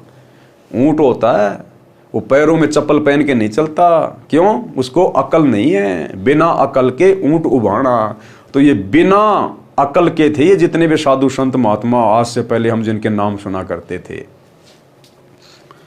पीठ मनुखा दाग लदी है, ऊंट खात बबूल। भावार्थ है कि पहले के समय में रेगिस्तान में ऊंटों पर मुनक्खा दाग लाद कर ले जाते थे। ऊंट पीठ पर तो इतनी स्वादिष्ट मनुखा दाग लादे हुए होता था, और स्वयं बबूल यानी कीकर पेड़ के कांटों में मुख मार मार कर बबूल के पत्ते खा रहा होता था। बिना ज्ञान के सभी ऋषि जी चारों वेदों रूपी मनुखा दाग को लादे फिरते थे और पूजा करते थे काल ब्रह्म रूपी बबूल की, जिससे न सनातन परम धाम और न ही परम शांति प्राप्त होती थी। फिर सूक्ष्म वेद में कहा है, सूक्ष्म वेद क्या है? 5वां वेद कबीर सागर, ये सूक्ष्म वेद है। आदरणीय गरीबदास जी का सदग्रंथ साहिब, ये सूक्ष्म वेद है। ये चारों वेदों का बाप है ये सूक्ष्म वेद। बंजारे के बैल ज्यों फिरिया देश विदेश, और खांड छोड़ भुषखात है बिन सतगुरु उपदेश। भावार्थ है कि पहले के समय में बैलों के ऊपर गधे की तरह थैला यानी बोरा रखकर उसमें खांड भरकर बंजारे अर्थात व्यापारी लोग एक स्थान से दूसरे स्थान पर लाते ले जाते थे। बैल की पीठ पर बोरे में खांड है और स्वयं भूष खाया करता था। इसी प्रकार गुरु द्वारा तत्व ज्ञान न मिलने के कारण ऋषिजन वेदों रूपी खांड यानी चीनी को तो कंठस्थ करके रखते थे, उनको ठीक से न समझकर साधना वेद विरुद्ध करते थे। उदाहरण के लिए श्री देवी पुराण सचित्र मोटा टाइप केवल हिंदी गीता प्रेस गोरखपुर से प्रकाशित इसके 5वें स्कंद प्रश्न नंबर 414 पर लिखा है, वेद व्यास जी ने कहा कि सतयुग के ब्राह्मण वेद के पूर्ण विद्वान थे। वे देवी अर्थात श्री दुर्गा जी की पूजा करते थे। प्रत्येक गांव में श्री देवी का मंदिर बनवाने की उनकी प्रबल इच्छा थी। पाठक जन विचार करें, चारों वेदों में तथा इन्हीं वेदों के सारांश श्रीमद् भगवत गीता में कहीं पर भी देवी दुर्गा की पूजा करने का निर्देश नहीं है। तो सतयुग के ब्राह्मण क्या खाक विद्वान थे वेदों के। इसी श्री देवी पुराण के 7वें स्कंद में पेज नंबर 562 563 पर श्री देवी जी ने राजा हिमालय से कहा था कि तू मेरी पूजा भी त्याग दे, क्योंकि राजा हिमालय जो था वो देवी दुर्गा का भगत था और उसने कहा कि माई मेरे पास और तो सब कुछ है, मेरे को मोक्ष चाहिए। तो देवी दुर्गा ने तो यहां तक कहा उसको राजा हिमालय को कि भैया तू मेरी भक्ति भी छोड़ दे और केवल एक ओम नाम का जाप कर, उस ब्रह्म की पूजा कर, तू ब्रह्मलोक को प्राप्त हो जाएगा। हैं? और महर्षि वेदव्यास जी लिख रहे हैं कि सतयुग के ब्राह्मण वेदों के पूर्ण जानकार थे, पूर्ण ज्ञाता थे और देवी दुर्गा की पूजा करते थे। बताओ, देवी दुर्गा तो खुद अपनी पूजा के लिए मना कर रही है अपने भगत को, राजा हिमालय को, कि तू मेरी भक्ति भी छोड़ दे, तू केवल एक ओम नाम का जाप कर, ब्रह्म का जाप कर। बताओ, फिर खाक वेदों के विद्वान थे सतयुग के ब्राह्मण। यदि ब्रह्म प्राप्ति करना चाहता है और सब बातों को त्याग कर केवल ओम नाम का जाप कर, यह ब्रह्म का मंत्र है, इससे ब्रह्म को प्राप्त हो जाएगा। वह ब्रह्मलोक रूपी दिव्य आकाश में रहता है। पाठक जन आसानी से समझेंगे कि जब सतयुग के ब्राह्मणों का ये ज्ञान तथा साधना थी तो वर्तमान के ब्राह्मणों को क्या ज्ञान होगा। जब सतयुग के ब्राह्मणों को भी वेदों का ज्ञान नहीं था, वो भी दुर्गा की पूजा किया और करवाया करते थे। तो बताओ, फिर वर्तमान के जो पेट भर ब्राह्मण हैं, ब्राह्मण यानी विद्वान लोग, ये गुरुजन जो लाखों लोगों की भीड़ इकट्ठा करके उनका मार्गदर्शन करते हैं, उनको कहा है ब्राह्मण। ब्राह्मण किसी जाति से मतलब नहीं है। यहाँ ब्राह्मण सोई जो ब्रह्म पहचान है, जो गुरु पद पे होता है, उसको कहते हैं ब्राह्मण। तो ये कलयुग के ब्राह्मण, अब ये धीरेन्द्र शास्त्री ये ब्राह्मण है अपने आप में, ये अनिरुद्धाचार्य, ये प्रेमानंद जी, ये रितेश्वर महाराज, ये दुनिया भर के साधु संत, दंदन सतगुरु वाले, तुलसीदास जी, ये निरंकारी पंथ वाले हैं, ये सारे के सारे एक प्रकार से ब्राह्मण है ये, क्योंकि आध्यात्मिक क्षेत्र में ये बहुत सारे लोगों की भीड़ इकट्ठी करके गुरु पद पे बैठे हैं। तो जब सतयुग के ब्राह्मणों को ज्ञान नहीं था इन शास्त्रों का, तो इन वर्तमान के कलयुगी ब्राह्मणों को, इन गुरुओं को, आचार्य शंकराचार्यों को क्या खाक ज्ञान होगा। पाठक जन आसानी से समझेंगे कि जब सतयुग के ब्राह्मणों का ये ज्ञान तथा साधना थी तो वर्तमान के ब्राह्मणों का क्या होगा। इसी श्री देवी पुराण के 5वें स्कंद में पेज नंबर 414 पर यह भी लिखा है कि सतयुग में जो राक्षस समझे जाते थे वे कलयुग में ब्राह्मण माने जाते हैं। यानी वर्तमान कलयुग के ब्राह्मण तो ऐसे हैं जैसे सतयुग में राक्षस हुआ करते थे। यानी जैसा आचार विचार व्यवहार सतयुग में राक्षसों का होता था, उस प्रकार के तो वर्तमान कलयुग में ब्राह्मण होंगे, ब्राह्मण। अब बताइए, अब ऐसे लोगों से कैसे परमात्मा प्राप्ति की उम्मीद कर सकते हैं हम। ब्राह्मण कोई जाति विशेष नहीं है, जो परमात्मा अर्थात ब्रह्म के लिए प्रयत्नशील है वही ब्राह्मण कहलाता है, चाहे किसी भी जाति का हो। वर्तमान में परंपरागत ब्राह्मण कम हैं, संत रूप में ब्रह्म ज्ञान देने वाले अधिक हैं, जो ब्राह्मण अर्थात मार्गदर्शक गुरु कहलाते हैं और तत्व ज्ञानहीन हैं। इसलिए कहा है कि तत्वदर्शी गुरु के बिना किसी को वेदों के गूढ़ रहस्यों का ज्ञान नहीं हुआ। जिस कारण से वेदों को पढ़ते थे परंतु साधना वेद विरुद्ध करते थे। वेदों व गीता में तीनों देवताओं श्री ब्रह्मा जी, श्री विष्णु जी तथा श्री शिव जी की पूजा करना निषेध है, मना है। सारा हिंदू समाज ज्ञानहीन संतों द्वारा इन्हीं तीनों देवताओं पर केंद्रित कर रखा है। श्री देवी दुर्गा तथा श्री विष्णु जी, श्री शिव जी की भक्ति कर तथा करा रहे हैं। पहले से ही ये लोकवेद दंत कथा का ज्ञान चला आ रहा है, जो दिखाता हूं। परंतु पहले के अज्ञान को सत्य मानकर, सत्य को आंखों देखकर भी विश्वास नहीं कर रहे, विरोध करते हैं, जेल में भिजवा देते हैं। सूक्ष्म वेद में कहा है कि गरीब वेद पढ़े पर भेद न जाने, ये बातें पुराण 18, और पत्थर की पूजा करें भूल के सिरजनहारा। ये हाल है काल पुजारियों का, वर्तमान के आचार्य शंकराचार्यों का। ये वेदों को भी पढ़ते हैं, शास्त्रों को भी ये पढ़ते हैं, पर शास्त्रों के भेद को नहीं जानते, और बातें पुराण 18, और ये पत्थर की पूजा करें और भूल के सिरजनहारा। सिरजनहार जिसने पूरी सृष्टि को बनाया है, सबकी उत्पत्ति की है, ये वेदों को पढ़ने के बाद भी उसको तो भूले बैठे हैं और पत्थरों की पूजा पर पूरे भगत समाज को लगा रखा है। जबकि चारों वेदों में और गीता जी में कहीं भी पत्थर पूजने का, मूर्ति पूजने का कोई विधान नहीं है। तो बताओ क्या खाक इन्होंने वेद पढ़े, शास्त्र पढ़े, जो दुनिया को नरक की ओर लेके जा रहे हैं। भावार्थ है कि वेद तथा 18 पुराणों को पढ़ते हैं और मूर्ति की पूजा करते हैं। वेदोक्त सर्व के सर्जनहार परम अक्षर ब्रह्म को भूल गए। अन्य प्रभुओं की पूजा करके उस परम शक्ति तथा सनातन परम धाम अर्थात परमेश्वर के उस परम पद से वंचित रह जाते हैं, जो गीता अध्याय 18 श्लोक 62 तथा अध्याय 15 श्लोक 4 में कहा है। सूक्ष्म वेद में लिखा है कि गुरुआ गांव बिगाड़े संतो गुरुआ गांव बिगाड़े, यानी नकली संत गांव गांव में बैठ गए। गांव गांव में इन्होंने सभी को शास्त्र विरुद्ध साधना पर लगाकर गांव के गांव बिगाड़ दिए। गुरुआ गांव बिगाड़े संतो गुरुआ गांव बिगाड़े, ऐसे कर्म जीव के ल्या दिए फिर जड़े नहीं जाड़े।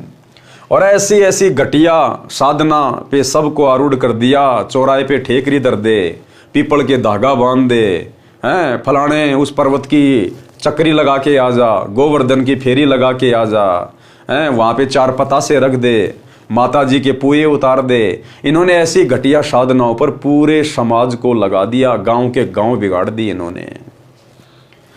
भावार्थ है कि वेद ज्ञानहीन तत्व ज्ञान से अपरिचित गुरुओं ने गांव के गांव में शास्त्र विरुद्ध ज्ञान व भक्ति का ज्ञान सुनाकर उनको इतना भ्रमित कर दिया कि वे अब समझाए से भी शास्त्र विरुद्ध साधना को त्यागने के लिए तैयार नहीं होते। गीता अध्याय 16 श्लोक 23 में लिखा है कि शास्त्र विधि त्याग कर मनमाना आचरण करने से न तो सिद्धि प्राप्त होती है, न सुख प्राप्त होता है, और न ही गति होती है, अर्थात व्यर्थ साधना है। दूसरी ओर आप जी ने चुनक ऋषि की कथा में पढ़ा कि ऋषि चुनक जी को सिद्धियां प्राप्त हो गई।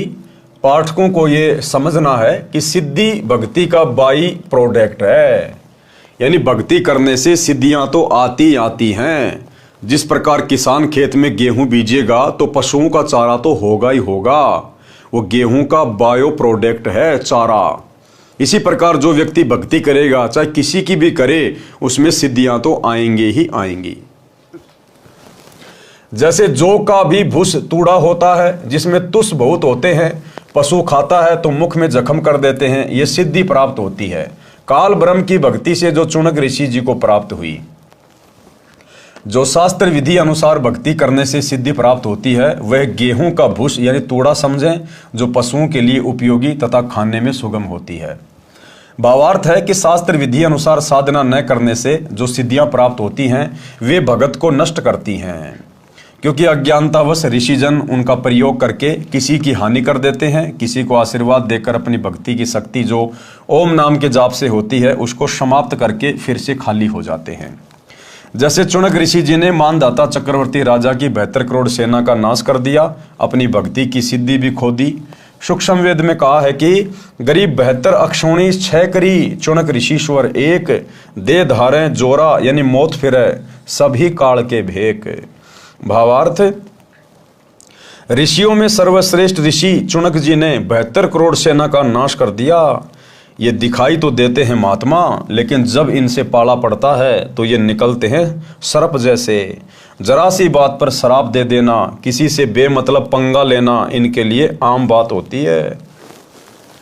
ऋषि दुर्वासा की कारगुजारी। अब जैसे ऋषि चुनक के विषय में गुरुदेव ने बताया जो कि काल का पुजारी था, इसी प्रकार श्री दुर्वासा जी जो कि द्वापर युग में जब श्री कृष्ण जी का जन्म हुआ तो श्री कृष्ण जी के आध्यात्मिक गुरु थे ऋषि दुर्वासा।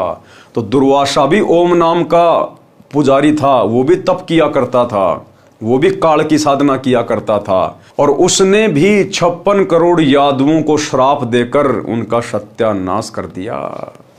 तो ये काल के पुजारियों की, ब्रह्म के पुजारियों की परमात्मा स्थिति बता रहे हैं कि ब्रह्म अपने पुजारियों की किस प्रकार से दुर्गति करता है। एक दुर्वासा नाम के काल ब्रह्म के पुजारी ब्रह्म साधक थे। वे चले जा रहे थे। रास्ते में एक अप्सरा सुरक की स्त्री सुंदर मोतियों की माला पहने हुए थी। ऋषि दुर्वासा ने कहा कि ये माला मुझे दे। देवपरी को पता था कि ये ऋषि तो सांप जैसे हैं, यदि मना कर दिया तो श्राप दे देते हैं। उस अप्सरा ने तुरंत माला गले से निकाली और ऋषि को आदर के साथ थमा दी। दुर्वासा ऋषि ने वह माला सिर पर बालों के जूड़े में डाल ली। चला जा रहा था। आगे से सुरक का राजा इंद्र अपने ऐरावत हाथी पर बैठा आ रहा था। उसके आगे आगे अप्सराएं तथा गंधर्वजन गाते बजाते चल रहे थे और भी करोड़ों देवी देवता साथ साथ सम्मान में चल रहे थे। दुर्वासा ऋषि ने माला अपने सिर से उठाकर इंद्र की ओर फेंक दी।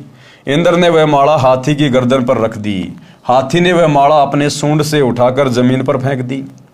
जैसे इंद्र को कोई भगत या देव कोई फूलमाला भेंट करता था तो इंद्र उसको बाद में हाथी की गर्दन पर रख देता था। जब इंद्र हाथी पर बैठा हो, हाथी उसे उठाकर नीचे फेंक देता था। हाथी ने उसी रूटीन में वह माला नीचे फेंक दी थी। इस बात से ऋषि दुर्वासा क्रोधित हो गए, क्योंकि काल के पुजारियों के नाक के ऊपर होता है क्रोध। ये जो गुस्सा होता है ना, ये तपस्वी के नाक के ऊपर होता है। ये पहचान होती है काल के पुजारियों की। इसी बात से ऋषि दुर्वासा क्रोधित हो गए और बोले कि हे इंद्र, तेरे को राज्य का अभिमान है। मेरे द्वारा दी गई माला का तूने अनादर किया है। मैं श्राप देता हूं कि तेरा सारा राज्य नष्ट हो जाए। कर दी अपनी भक्ति कमाई नष्ट। इंद्र को श्राप देके अपनी जो भक्ति कमाई थी, ओम नाम के जाप की जो तप किया था, उसको नष्ट कर दिया बेमतलब। देवराज इंद्र एकदम कांपने लगा और बोला, हे ब्राह्मण, मैंने आपकी माला को आदर से ग्रहण करके हाथी के ऊपर रखा था। हाथी ने अपनी औपचारिकतावश नीचे डाल दी। मुझे क्षमा करें। बार बार करबद्ध होकर हाथी से नीचे उतरकर दंडवत प्रणाम करके भी क्षमा याचना इंद्र ने की, परंतु दुर्वासा ऋषि नहीं माने और कहा कि जो मैंने कह दिया वह वापिस नहीं हो सकता। कुछ ही समय में इंद्र का सर्वनाश हो गया और स्वर्ग उजड़ गया। एक बार ऋषि दुर्वासा जी द्वारका नगरी के पास जंगल में कुछ समय के लिए रुके। द्वारिका वासियों को पता चला कि दुर्वासा ऋषि जी अपनी नगरी के पास आए हैं। ये त्रिकालदर्शी महात्मा हैं, सिद्धि युक्त ऋषि हैं। द्वारकावासी श्री कृष्ण से अधिक शक्तिशाली किसी को नहीं मानते थे। श्री कृष्ण के पुत्र श्री प्रद्युम्न सहित कई यादवों ने योजना बनाई कि सुना है दुर्वासा जी त्रिकालदर्शी हैं, मन की बात भी बता देते हैं, अंतर्यामी हैं, उनकी परीक्षा लेते हैं। ये विचार करके प्रद्युम्न को गर्भवती स्त्री का स्वांग बनाकर 10-12 व्यक्ति साथ चले। एक व्यक्ति को उसका पति बना लिया। दुर्वासा जी के पास जाकर कहा कि हे ऋषि जी, इस स्त्री पर परमात्मा की कृपा बहुत दिनों पश्चात हुई है। इसको गर्भ रहा है, ये इसका पति है। ये दोनों उतावले हैं कि हमें पता चले कि गर्भ में लड़का है या कन्या। आप तो अंतर्यामी हैं, कृपया बताइए। उन्होंने प्रद्युम्न के पेट पर एक छोटी सी कड़ाई बांध रखी थी। उसके ऊपर रुई का लोगड़ तथा पुराने वस्त्र बांधकर गर्भ बना रखा था। ऊपर स्त्री वस्त्र पहना रखे थे। ऋषि दुर्वासा जी ने दिव्य दृष्टि से देखा। अब ये दिव्य दृष्टि से देखने से भी भाई और बहनों भक्ति नष्ट होती है इनकी, क्योंकि रिचार्ज है इनका। अब उस रिचार्ज से जो मर्जी कर लो। ये आपने मोबाइल में रिचार्ज कर लिया किसी को दे के पैसे, अब उस रिचार्ज से आप चाहे सत्संग सुनो, चाहे फिल्मी गाने सुनो, चाहे किसी से मोबाइल पे बात करो, या और कोई यूट्यूब पे फेसबुक पे देखो, आपका रिचार्ज तो खत्म होगा ही होगा। तो इसी प्रकार चाहे दिव्य दृष्टि से देखो, चाहे किसी को श्राप दो, चाहे किसी को आशीर्वाद दो, भगत की भक्ति नष्ट होती होती है। ऋषि दुर्वासा जी ने दिव्य दृष्टि से देखा और जाना कि ये मेरा मजाक करने आए हैं। दुर्वासा जी ने कहा कि इस गर्भ से यादव कुल का नाश होगा। तुरंत श्राप, 1 सेकंड भी नहीं लगाते, 1 सेकंड भी। ये सांप के जैसे होते हैं तपस्वी काल पुजारी, सांप के जैसे, सांप के जैसे तुरंत डंक मार देते हैं। इसीलिए भाई और बहनों, हमें गुरुदेव भगवान आगाह करते हैं बार बार हम भक्तों को कि जगत का और भगत का 36 का आंकड़ा होता है, 36 का आंकड़ा। काल पुजारियों की और सतगुरु पुजारियों की कोई भी क्रिया आपस में मेल नहीं खाएगी। वो काल पुजारी भले कितने अच्छे और नेक इंसान दिखाई दें, जो हमारे परिवार में भी हो सकते हैं, रिश्तेदारों के रूप में भी हो सकते हैं, परंतु जब वो समय आएगा उस समय वो आगा पीछा कुछ नहीं देखेंगे। इसीलिए गुरुदेव ने एक सत्संग में कहा कि बच्चों, तुम भेड़ियों के बीच में रह रहे हो। जो व्यक्ति सतगुरु रामपाल जी से उपदेश प्राप्त नहीं है, वो चाहे देश का प्रधानमंत्री है, चाहे बहुत बड़ा कोई भगत है, चाहे आचार्य शंकराचार्य है, चाहे आम व्यक्ति है, वो काल की हद में है। तो गुरुदेव ने कहा कि बच्चों, तुम भेड़ियों के बीच में रह रहे हो, भेड़ियों के बीच में। और भगत ने किस कदर अपनी मर्यादाओं में रहकर संसार में अपने कार्य करने चाहिए, भेड़िए के बीच में किस प्रकार से राज आता है, कितनी सावधानी बरती जाती है, इस तरह से हमने भक्ति मर्यादाओं में रहकर अपनी भक्ति को सफल करना है। दुर्वासा जी ने कहा कि इस गर्भ से यादव कुल का नाश होगा। इतना कहकर क्रोधित हो गए, सर्व व्यक्ति वहां से खिसक गए। अब बताओ, ये श्री कृष्ण जी के बेटे के लक्षण है ये? ये श्री कृष्ण जी के बेटे प्रद्युम्न के लक्षण है ये?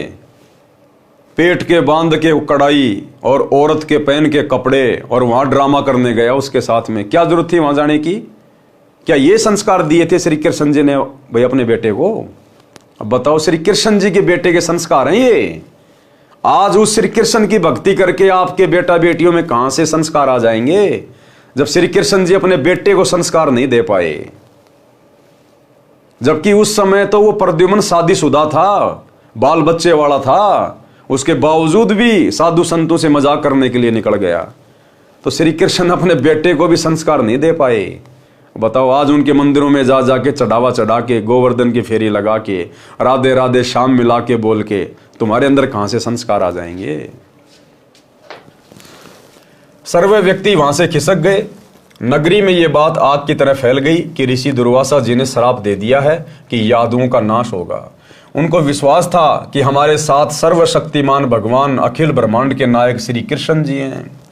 दुर्वासा के श्राप का प्रभाव हम पर नहीं हो पाएगा। फिर भी कुछ बुद्धिमान यादव इकट्ठे होकर श्री कृष्ण जी के पास गए तथा ऋषि दुर्वासा से किया बच्चों का मजाक तथा ऋषि दुर्वासा द्वारा दिए श्राप का वृत्तांत बताया। सर्व वार्ता सुनकर श्री कृष्ण जी ने कुछ देर सोचकर कहा कि उन बच्चों को साथ लेकर दुर्वासा जी के पास जाओ और क्षमा याचना करो। दुर्वासा के पास गए, क्षमा याचना की, परंतु दुर्वासा ने कहा कि जो मैंने बोल दिया वह वापस नहीं हो सकता, क्योंकि इन ऋषियों के पास, काल पुजारियों के पास में बैक गियर नहीं होता, आगे बढ़ने का गियर होता है, बैक वाला नहीं होता इनके पास। सर्व व्यक्ति फिर से श्री कृष्ण जी के पास गए तथा सर्व बात बताई।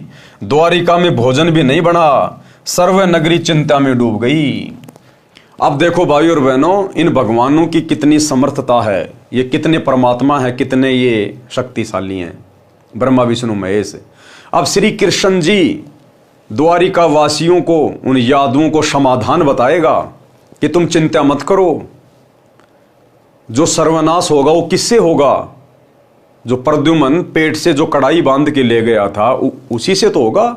दुर्वासा ने यही तो श्राप दिया था ना कि इस गर्भ से यादवों का सत्यानाश होगा, कुल नाश होगा। तो वो गर्भ में क्या था? वो कड़ाई बांध रखी थी। तो श्री कृष्ण जी ने कहा कि चिंता क्यों करते हो, समाधान बता रहे हैं भगवान। अब वो समाधान भगवान का कितना सफल होगा, कितना असफल होगा, आपकी आंखों के सामने आएगा। भगवान का समाधान भगवान के गले की हड्डी बन गया। भगवान का समाधान भगवान की मौत का कारण बन गया। श्री कृष्ण जी तो अंतर्यामी भी नहीं है, वो तो भविष्य को भी नहीं देख सकते कि जो तू समाधान यादवों को बता रहा है वो तो तेरी मौत का कारण है और यादवों की मौत का कारण बनेगा।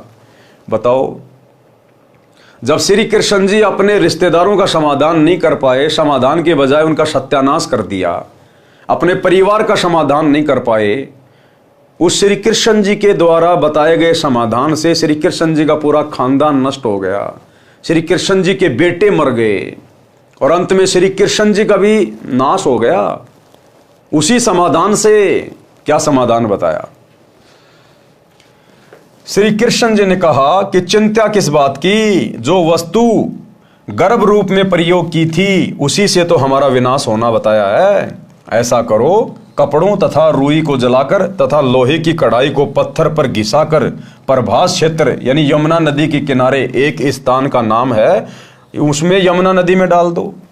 क्या समाधान बताया श्री कृष्ण जी ने, तीन लोक के भगवान ने, श्री विष्णु जी ने, कि वो जो कढ़ाई है ना जो पेट के बांध के ले गया था, जो ऋषि ने श्राप दिया था, तुम यमुना जी के किनारे जाओ प्रभास क्षेत्र में और वहां जाकर पत्थर की शिला से इस कढ़ाई को घसो और घिस घिस के सारा का सारा चूरा यमुना जी के पानी में डाल दो। ना रहेगा बांस, ना बजेगी बांसुरी, बस वो बह के चला जाएगा, यादव बच गए। तो ये समाधान बताया श्री कृष्ण जी ने। अब आगे चलकर यही श्री कृष्ण जी के द्वारा बताया गया समाधान उस यादव कुल के सत्यानाश का कारण बनेगा। बताओ फिर आज 11-21-51 का प्रसाद लेके श्री कृष्ण जी के चरणों में चढ़ा के राधे राधे श्याम मिला के ये मनमाना जयकारा लगा के मंदिरों में जा जाके, अरे तुम कैसे अपना समाधान करवाओगे? तुम्हारा कैसे भला होगा? जो श्री कृष्ण अपने बेटे का, अपने रिश्तेदारों का, अपने यादव कुल का भला नहीं कर पाया, श्री कृष्ण का समाधान उल्टा सबकी मौत बन गई। वहीं बैठकर घिसाओ, वही चूरा दरिया में डाल दो, वहीं पर राख पानी में डाल दो, न रहेगा बांस, ना बजेगी बांसुरी। जब गर्भ की वस्तुएं ही नहीं रहेंगी तो हमारा नाश कैसे होगा? ये बात द्वारिका वासियों को अच्छी लगी और अपने को संकट मुक्त मान लिया। श्री कृष्ण जी के आदेश अनुसार सब किया गया। कढ़ाई का एक कड़ा पूरी तरह नहीं घिस पाया, उसको वैसे ही यमुना नदी में फेंक दिया। अब लोग लगे, वो यादव भाई लगे सभी घिसने कढ़ाई को, और लास्ट में वो एक साइड का उसका पकड़ने वाला बच गया, वो कड़ा वो अंत में किसी ऐसे व्यक्ति को दे दिया।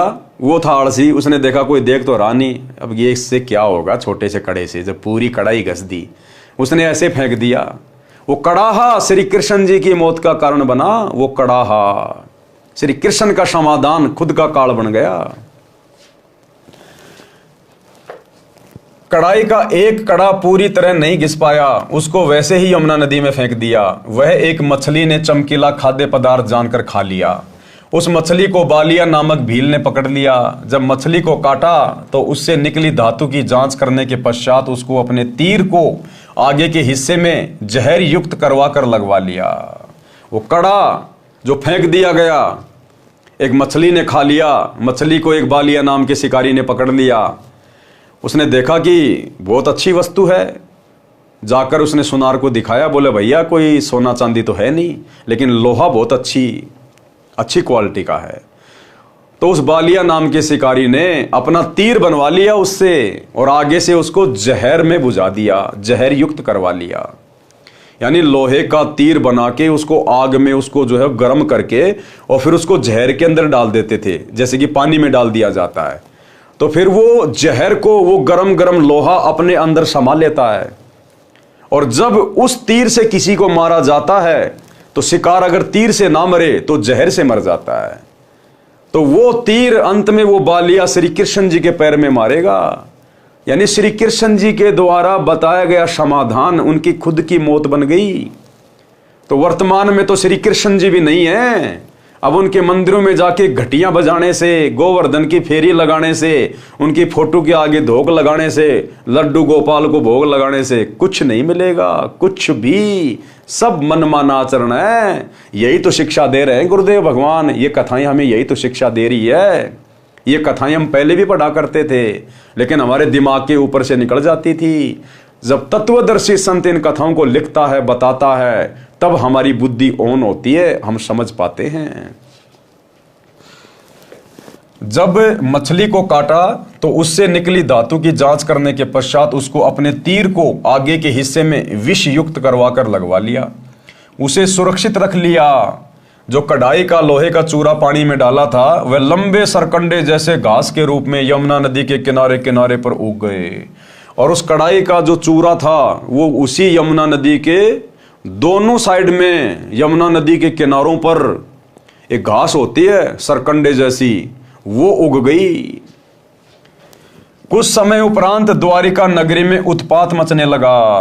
छोटी छोटी सी बात पर एक दूसरे का कत्ल करने लगे, आपस में वैर विरोध बढ़ गया। नगर के लोगों की यह दशा देखकर नगरी के गणमान्य व्यक्ति भगवान श्री कृष्ण जी के पास गए और जो कुछ भी नगरी में हो रहा था बताया, क्योंकि दुर्वासा ऋषि के श्राप का पूरा होने का समय आ गया। धीरे धीरे लोगों ने देखा श्री कृष्ण जी ने समाधान बता दिया, श्राप निष्फल हो गया होगा, लेकिन उसका श्राप निष्फल नहीं हुआ।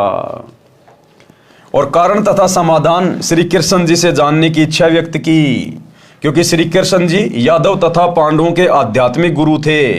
संकट का निवारण गुरुदेव से ही कराया जाता है। श्री कृष्ण जी ने कारण बताया कि दुर्वासा ऋषि का श्राप फल रहा है, समाधान है। अब दोबारा से क्या समाधान बताया? एक तो पहले समाधान बताया था, अब श्री कृष्ण जी दोबारा से समाधान बता रहे हैं द्वारिका वासियों को कि अब तुम एक काम करो, सारे यादव जितने भी हैं, नर स्त्रियां नहीं, नर यादव जितने भी हैं, चाहे आज ही पैदा क्यों ना हुआ हो, सारे जाकर और यमुना के प्रभास क्षेत्र में जाकर सुबह सुबह ब्रह्म मुहूर्त में स्नान करो, वो श्राप कट जाएगा। अब श्री कृष्ण जी तो उनको मरने के लिए भेज रहा था, मरने के लिए। अब बताओ, वो यादव तो समझ रहे थे कि भगवान ने हमारे को समाधान बता दिया। वो यादव द्वारिका वासी बेचारे श्री कृष्ण जी की बात को सत्य मान के कि भगवान ने समाधान बता दिया, और सुबह सुबह सारे के सारे नहाने के लिए चले गए। और वहां जाने के बाद फिर दुर्वासा ऋषि के श्राप का समय आ गया। वो जो घास उग गई थी दोनों तरफ, उस कढ़ाई के चूरे के कारण उसको उखाड़े और एक दूसरे के मारे, और गर्दन धड़ से अलग है। 56 करोड़ यादव वहां पर कट कट के मर गए, जहां श्री कृष्ण जी ने भेजा था समाधान करने के लिए कि जाकर स्नान करो, तुम्हारा श्राप कट जाएगा। वो श्राप तो कटा नहीं, श्री कृष्ण जी के समाधान से सारे 56 करोड़ यादव कट के मर गए। तो बताओ, आज ना तो धरती पे श्री कृष्ण जी है, और होता तो क्या समाधान कर देता। जब द्वापर में द्वारिका वासियों का नहीं कर पाया, बेचारों को उल्टा मौत के घाट उतार दिया काल प्रेरणा से, तो आज अगर होता तो भी क्या कर देता। द्वापर में कौन सा बचाव कर दिया। तो ये आधे अधूरे भगवान है, डमी गॉड है, ये सब काल के अंतर्गत हैं। तो भाई और बहनों, समझो इन चीजों को। एकमात्र परम शक्ति संसार में उत्पत्ति करता, सबका सृजनहार, ये कबीर भगवान सतगुरु रामपाल जी हैं, जो आज धरती पर आए हुए हैं नर रूप में। जैसे हम श्री कृष्ण जी को भगवान कहते हैं, विष्णु को भगवान कहते हैं, अरे वो भी तो इसी प्रकार से नर रूप में आए थे। उनके भी माता पिता थे, वो भी राजा थे, अपना काम भी करते थे, ब्याह शादी भी करी, बच्चे भी पैदा किए, लड़ाई झगड़े भी किए। तो भगवान आएगा तो सींग लगा के थोड़ी आएगा। भगवान को पहचानो उनके ज्ञान से। अब श्री कृष्ण का, श्री राम का, ब्रह्मा विष्णु महेश का तो इतिहास सबके सामने है। वो कितने भगवान थे सबको पता चल गया। अब इस भगवान को भी आजमा के देखो एक बार, इस भगवान को भी आजमा के देखो एक बार। उनसे हमारी कौन सी रिश्तेदारी थी, उनको भी हमने आजमाया, देखा देखी में हमारे बाप दादा कर रहे थे, हम भी लग गए। एक बार इनके पीछे भी लग के देखो, और ये जो तुम्हें दे देगा, यहाँ का काल ब्रह्म भी नहीं दे सकता। काल ब्रह्म भी इतने सुख देगा ये परमात्मा, गिने नहीं जाएंगे। मृत्यु को टालेगा, अकाल मृत्यु को टालेगा ये परमात्मा। भयंकर से भयंकर रोग को अपनी भक्ति शक्ति से परमात्मा समाप्त कर देगा, क्योंकि ये डॉक्टरों का डॉक्टर है, वैद्यों का वैद्य है। दास गरीब तबीब सतगुरु, बंदी छोड़ कबीर है। तो एक बार सतगुरु के सत्संग सुनना शुरू करो यूट्यूब पे। सबके जेब में मोबाइल हैं, फालतू की बकवासें भी देखते हैं, क्या मिला हमें, कुछ नहीं मिलता। एक बार सतगुरु रामपाल जी के सत्संग थोड़ा थोड़ा सुनना शुरू करो। सत्संग सुनने मात्र से आपको जो परम शांति और आध्यात्मिक लाभ होंगे, वो श्री कृष्ण जी की लाख साल की साधना से भी नहीं हो सकते, क्योंकि ये परम संत है, इनके वचन में शक्ति है। तो सत्संग सुनना शुरू करें। संकट का निवारण गुरुदेव से ही कराया जाता है। श्री कृष्ण जी ने कारण बताया कि दुर्वासा ऋषि का श्राप फल रहा है। समाधान है कि सारे नर यादव, चाहे आज का जन्मा भी लड़का क्यों ना हो, सब प्रभास क्षेत्र में जहां पर उस कढ़ाई का चूरन डाला था, जाकर यमुना में स्नान करो, तुम श्राप मुक्त हो जाओगे। समाधान बताया भगवान ने। सर्व द्वारिका वासियों ने श्री कृष्ण जी के आदेश का पालन किया। सर्व नर यादव प्रभास क्षेत्र में श्राप मुक्त होने के उद्देश्य से स्नान करने के लिए चले गए। ऋषि दुर्वासा के श्राप के कारण सभी यादव समूह बनाकर इकट्ठे हो गए। पहले स्नान किया कि श्राप मुक्त होने के पश्चात हो सकता है कि आपसे मनमुटाव दूर हो जाए, परंतु ऐसा कुछ भी नहीं हुआ। पहले सबने स्नान किया, फिर आपस में गाली गलौज शुरू हुआ। फिर उस घास को उखाड़कर एक दूसरे को मारने लगे। जो घास सरकंडे लोहे की कढ़ाई के चूर्ण से उगा था, वह तलवार जैसा कार्य करने लगा। दुर्वासा के श्राप के कारण सरकंडे को मारते ही सिर धड़ से अलग होकर गिरने लगा। इस प्रकार सर्व यादव आपस में लड़कर मृत्यु को प्राप्त हो गए। कुछ 200-400 शेष रहे थे। उसी समय श्री कृष्ण जी भी वहीं पहुंच गए। उन्होंने भी उस घास को उखाड़ा, उसके लोहे के मूषण बन गए। शेष बचे अपने कुल के व्यक्तियों को स्वयं श्री कृष्ण जी ने मौत के घाट उतारा। लास्ट में 200-400 जो बच गए थे ना, उनको फिर श्री कृष्ण जी ने जाके मारा, क्योंकि उस समय श्री कृष्ण जी में काल घुसा हुआ था। ये ब्रह्म, ये इस प्रकार से अपना कार्य करता है। इसी प्रकार इसने गीता का ज्ञान देते समय श्री कृष्ण जी में प्रवेश करके और ये गीता का ज्ञान कहा था। जैसे यमुना के किनारे उन 200-400 यादवों को मारने के लिए श्री कृष्ण में प्रवेश कर गया। तो बताओ भाई और बहनों, जो श्री कृष्ण खुद अपने सगे संबंधियों को मार रहा है, बेचारे 100-200 बच गए थे, उनको रहने देता, क्या दिक्कत आ रही थी? लेकिन श्री कृष्ण जी ने फिर खुद मारे उनको। तो बताओ आज हमारी रक्षा कैसे करेगा श्री कृष्ण? तो ये विचार करने की बात है, इतिहास गवाह है ये तो। इसके पश्चात श्री कृष्ण जी एक पेड़ के नीचे विश्राम करने लगे। अब चूंकि दुर्वासा का श्राप था यादव कुल का नाश होगा, तो श्री कृष्ण जी भी यादव कुल में आए हुए थे, तो नाश तो श्री कृष्ण जी का भी होना था। अब वो तीर काम आएगा, वो जहर से बुझा हुआ तीर। अब श्री कृष्ण जी ने उसके बाद क्या किया, जंगल में जाके एक पेड़ के नीचे पैर पे पैर रख के आराम करने लगे। इतने में देव योग से वह बालिया नामक भील, जिसने उस लोहे की कढ़ाई के कड़े का विषाक्त तीर बनवाया था, उसी तीर को लेकर शिकार की खोज में उस स्थान पर आ गया जहां पर श्री कृष्ण जी विश्राम कर रहे थे। श्री कृष्ण जी के दाएं पैर के तलवे में पदम बना था, उसमें 100 वाट के बल्ब जैसी चमक थी। वृक्ष की झुरमुट नीचे तक लटकी थी, उनके बीच से पदम की चमक स्पष्ट नहीं दिख रही थी। बालिया भील ने सोचा कि यह हिरण की आंख दिखाई दे रही है, इसलिए तीर चला दिया हिरण को मारने के मकसद से। जब तीर श्री कृष्ण जी के पैर में लगा तो श्री कृष्ण जी ने कहा, मर गया रे, मर गया। बालिया भील को आभास हुआ कि तीर किसी व्यक्ति को लग गया। दौड़कर गया तो देखा द्वारिकाधीश मारे दर्द के तड़प रहे थे। बालिया ने कहा, हे महाराज, मुझसे धोखे से तीर चल गया। आपके पैर की चमक को मैंने हिरण की आंख जानकर तीर मार दिया, मुझसे गलती हो गई, क्षमा करो महाराज। श्री कृष्ण जी ने कहा कि तेरे से कोई गलती नहीं हुई है, ये तेरा और मेरा पिछले जन्म का लेन देन है। ध्यान देना, अब आगे आपको पहले बता दिया गया श्री कृष्ण जी का समाधान कितना कारगर हुआ। अब आगे जब बालिया ने कहा कि महाराज गलती से लग गया, धोखे से लग गया, तो श्री कृष्ण जी ने कहा कि बालिया, इसमें तेरी कोई गलती नहीं है, तूने अपना बदला पूरा कर लिया। तो बालिया ने कहा कि महाराज आप राजा, मैं एक भिखारी शिकारी, आपका और मेरा क्या अदला बदला।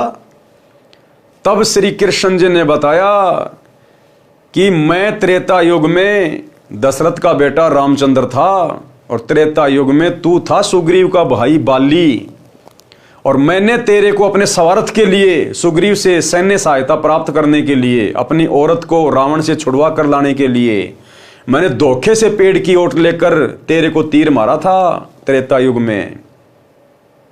और उस समय तूने कहा था कि भगवान इसका बदला कब दोगे, तो मैंने कहा था कि द्वापर में दूंगा, जब मैं श्री कृष्ण रूप में आऊंगा। तो भाई तेरी कोई गलती नहीं है, तूने अपना बदला आज ले लिया, तू बाली वाली आत्मा है। अब भाई और बहनों, इससे यह भी सिद्ध हो जाता है कि ये तीन लोक के भगवान, क्योंकि श्री विष्णु को हो चाहे श्री कृष्ण जी को हो, श्री राम को हो चाहे श्री विष्णु जी को हो, ये तीन लोक के भगवान ब्रह्मा विष्णु महेश अपने खुद के कर्म नहीं काट सकते। बताओ, त्रेता युग में श्री राम अर्थात विष्णु ने तीर मारा बाली को धोखे से, उसका भी बदला देना पड़ा उस भगवान विष्णु को द्वापर में श्री कृष्ण रूप में आके। उस बालिया नाम के शिकारी ने, जो बाली की आत्मा थी, अपना बदला लिया। यानी ये तीन लोक के भगवान भी अपना जो कर्म है उसको नहीं काट सकते, इनको भी भोगना पड़ता है। तो फिर इनकी भक्ति करने से हमारे कर्म कैसे कटेंगे, हमारे संकट कैसे कटेंगे, हमारे दुख कैसे कटेंगे, जब ये अपने खुद के नहीं काट पा रहे, इनको खुद को भी भोगने पड़ रहे हैं। तो ये विचार करने की बात है। ये दुनिया भक्ति क्यों करती है? अपने कर्म कटवाने के लिए तो करती है, दुखों से सुख प्राप्त करने के लिए तो करती है। और जब ये भगवान इनके इतिहास में लिखा जा चुका है, ये खुद अपने कर्म नहीं काट सकते, तो इनकी भक्ति करने से, इनके मंदिर बनवाने से, इनके जय श्री राम के नारे लगाने से, इनकी पूजा पाठ करने से, इनका झंडा घर पे लगाने से हमारे कर्म कैसे कटेंगे? हमारे तो कर्म वैसे बिगड़े हुए हैं, और ना इनकी भक्ति करने का किसी को पता। तो बताओ भाई और बहनों, हम क्या कर रहे हैं फिर? किस दिशा में जा रहे हैं? इन आचार्यों, शंकराचार्यों ने, धर्म गुरुओं ने मात्र अपना पेट भरने के लिए पूरे भगत समाज का बेड़ा गर्क कर दिया, सत्यानाश कर दिया, शास्त्रों के विरुद्ध साधना पे लगाकर। तो ये विचार करने की बात है। श्री कृष्ण जी ने कहा कि तेरे से कोई गलती नहीं हुई है, ये तेरा और मेरा पिछले जन्म का लेन देन है, वो मैंने चुका दिया है। तू त्रेता युग में सुग्रीव का भाई बाली था, मैं रामचंद्र पुत्र दशरथ था। मैंने भी तेरे को पेड़ की ओट लेकर धोखे से मारा था, वह अदला बदला पूरा किया है। इस प्रकार दुर्वासा ऋषि के श्राप से सभी यादव कुल का नाश हुआ।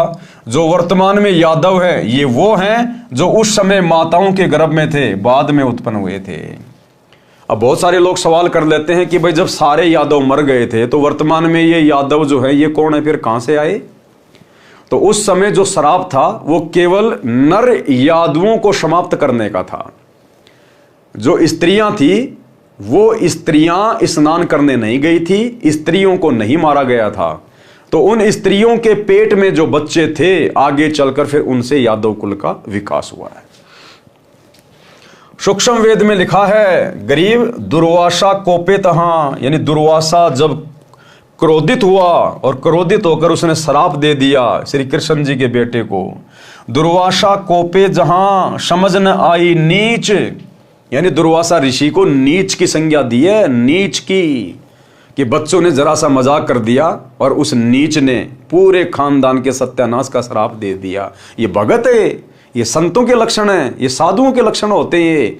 इसलिए परमात्मा कहते हैं काल की भक्ति नहीं करनी चाहिए, ब्रह्म की। देख लो काल की भक्ति करने वालों का व्यवहार। ये दुर्वासा ऋषि, उचुणक ऋषि, ये सब काल पुजारी थे। ये तो जीती जागती मौत है, मौत। दे धारें जोरा फिरे सभी काल की भेक। दुर्वासा कोपे यानी गुस्से में हुआ, क्रोधित हुआ, और समझ न आई नीच, यानी जरा सा भी दिमाग नहीं लगाया उसने। और 56 करोड़ यादव कटे, मची रुधिर की कीच, खून का भी वहां पे कीचड़ बन गया, पूरी जमुना लाल कर दी। सरलार्थ, दुर्वासा ने बच्चों के मजाक को इतनी गंभीरता से लिया कि उनके कुल का नाश करने का श्राप दे दिया। उस नीच दुर्वासा ने यह भी नहीं सोचा कि क्या अनर्थ हो जाएगा। बात कुछ भी नहीं थी। दुर्वासा नीच ऋषि ने इतना जुल्म कर दिया कि 56 करोड़ यादव कटकर मर गए और रक्त के बहने से कीचड़ बन गया। अब बताओ, हम इनको बहुत बड़े सम्मानित, आदरणीय, परम पूजनीय मानकर इनका सम्मान किया करते थे। ये तो नीच की श्रेणी में है, नीच की श्रेणी में, आम व्यक्ति से भी गिरे हुए हैं ये काल पुजारी। इसी प्रकार चुनक ऋषि ने बेमतलब पंगा लेकर मानदाता राजा की 72 करोड़ सेना का नाश कर दिया। एक कपिल नाम के ऋषि थे। अब तीसरा उदाहरण दे रहे हैं गुरुदेव भगवान काल के पुजारियों का, कि ब्रह्म साधना करने वाले कितने खतरनाक होते हैं, कितने नीचे गिरे हुए होते हैं। इनमें ज्ञान नाम की चीज नहीं होती, बुद्धि विवेक नहीं होता इनमें, ये तो एटम बम होते हैं। एक कपिल नाम के ऋषि थे, जिनको कपिल भगवान भी कहा जाता है, कपिल भगवान, जिनको भगवान विष्णु के 24 अवतारों में से एक अवतार भी माना जाता है। वे तपस्या कर रहे थे। एक सगड़ राजा था, उसके 60,000 पुत्र थे। किसी ऋषि ने बताया कि यदि एक तालाब, एक कुआं, एक बगीचा बना दिया जाए तो एक अश्वमेघ यज्ञ जितना फल मिलता है। राजा सगड़ के लड़कों ने यह कार्य शुरू कर दिया। समझदार व्यक्तियों ने उनसे कहा कि आप ऐसे जगह जगह तालाब, कुएं, बगीचे बनाओगे तो पृथ्वी पर अन्न उत्पन्न करने के लिए स्थान ही नहीं रहेगा। किसी राजा ने विरोध किया तो उससे लड़ाई कर ली। उन राजा सगड़ के लड़कों ने एक घोड़ा अपने साथ लिया, उसके गले में पत्र लिखकर बांध दिया कि यदि कोई हमारे कार्य में बाधा करेगा वो इस घोड़े को पकड़ ले और युद्ध के लिए तैयार हो जा। अब 60,000 लड़के, अहंकार तो होना ही होना था। आज गांव में किसी के 4-5 लड़के हो जाएं, वो पूरे गांव को अधर उठा देते हैं।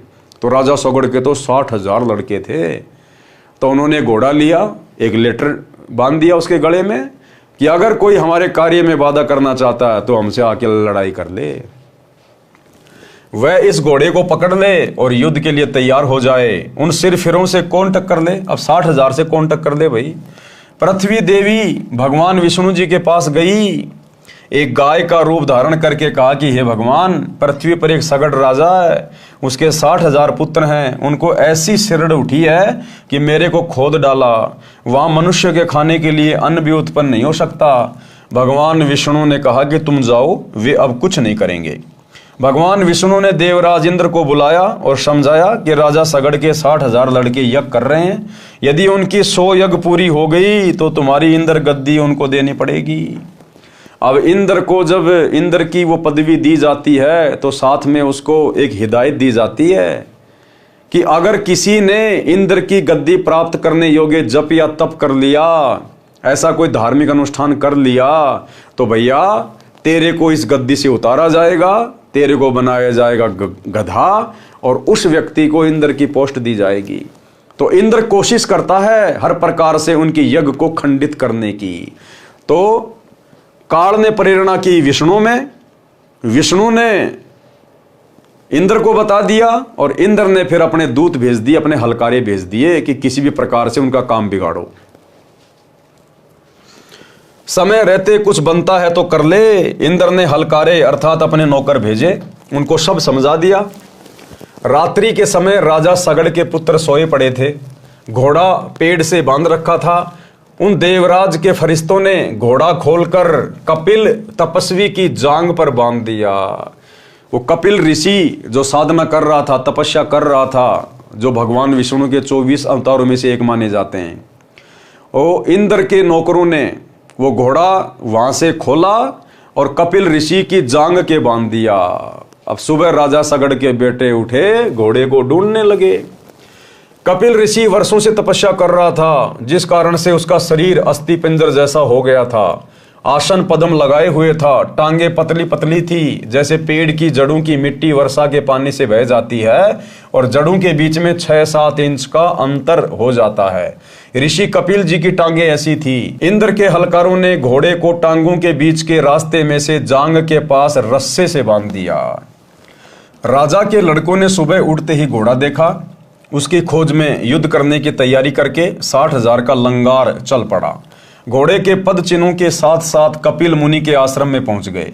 घोड़े को बंधा देखकर सगड़ राजा के पुत्रों ने ऋषि जी की कोख में दोनों बाजुओं के नीचे कोखों को हरियाणवी भाषा में ही कहते हैं, भाले चुबो दिए। यहाँ पे इधर कपिल ऋषि की पलकें इतनी लंबी बढ़ चुकी थी कि जमीन पर जा टिकी थी। ये आंखों के जो बाल होते हैं ना, ये पलकों के, वो इतने लंबे समय से तपस्या कर रहा था, ये आंखों की पलकों के बाल नीचे जमीन पे टिके हुए थे।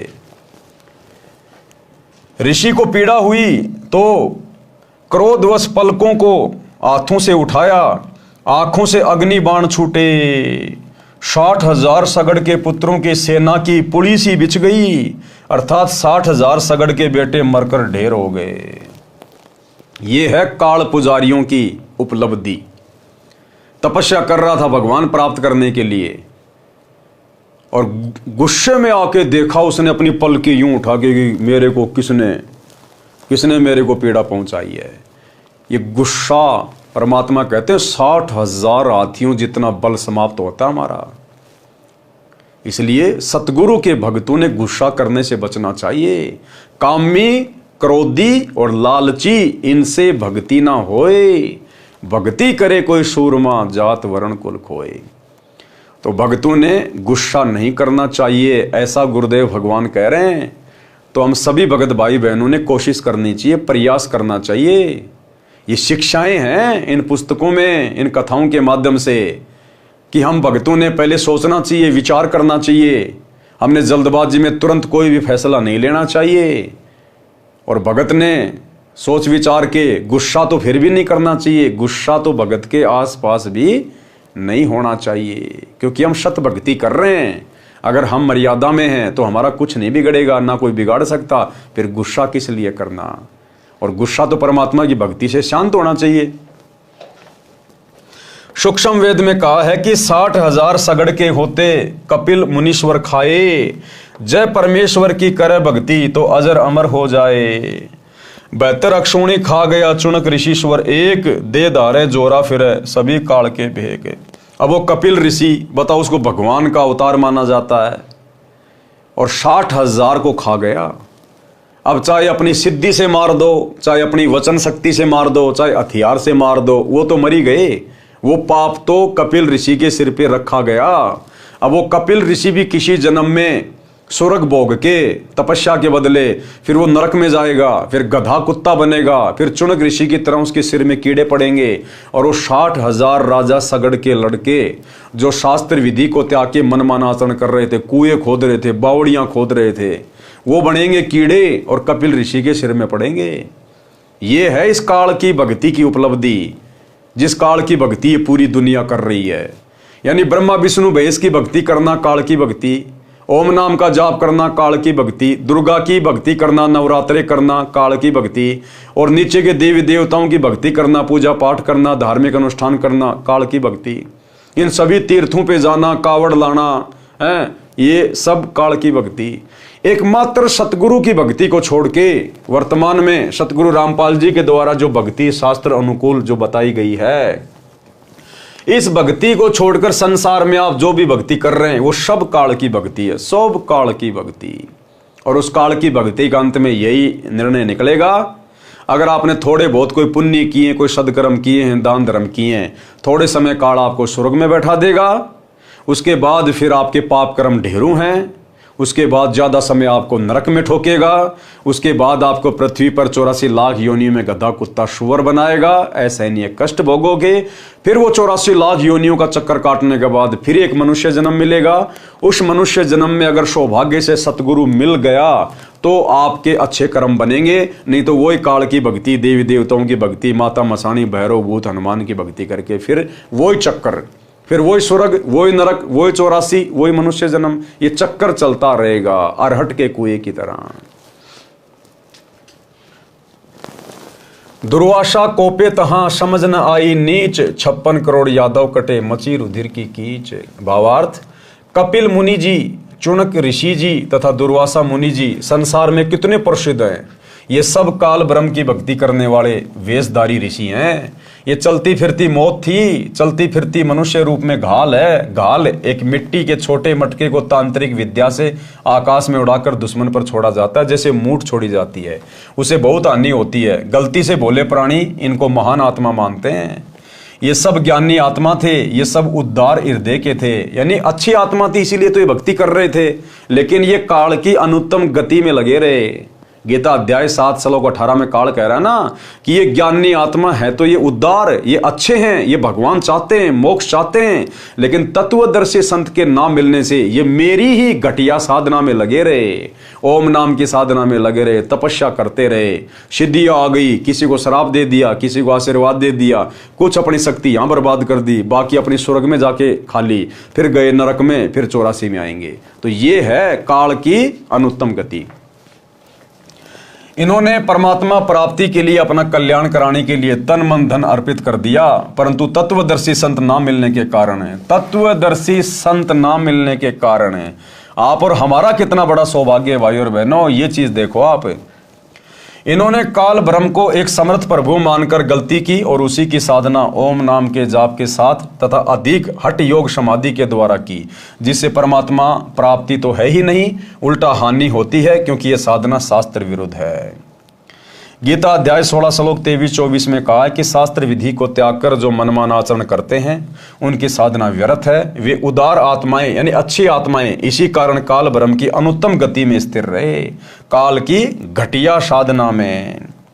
गीता अध्याय 17 श्लोक 5 और 6 में कहा है कि जो मनुष्य शास्त्र विधि रहित केवल मन कल्पित घोर तप को तपते हैं और दंभ अहंकार से युक्त, कामना आसक्ति अभिमान से युक्त हों। गीता अध्याय 17 श्लोक 5। शरीर में स्थित सर्व कमलों में देव शक्तियों तथा पूर्ण परमात्मा तथा मुझे भी कृष करने वाले अर्थात कष्ट देने वाले अज्ञानियों को तू असुर स्वभाव के जान।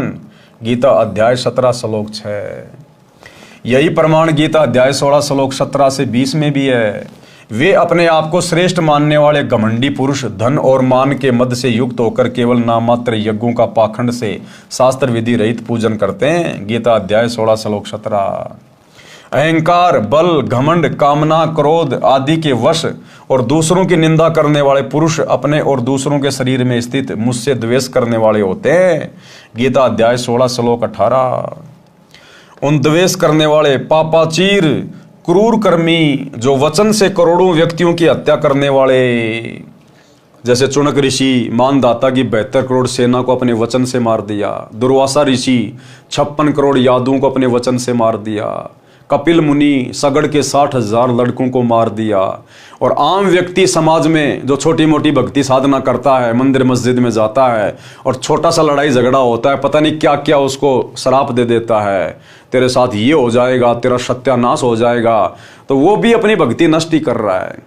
तो कहते हैं ऐसे पापाचारी, क्रूर कर्मी, कहते हैं वो तो भयंकर कष्ट को प्राप्त होंगे।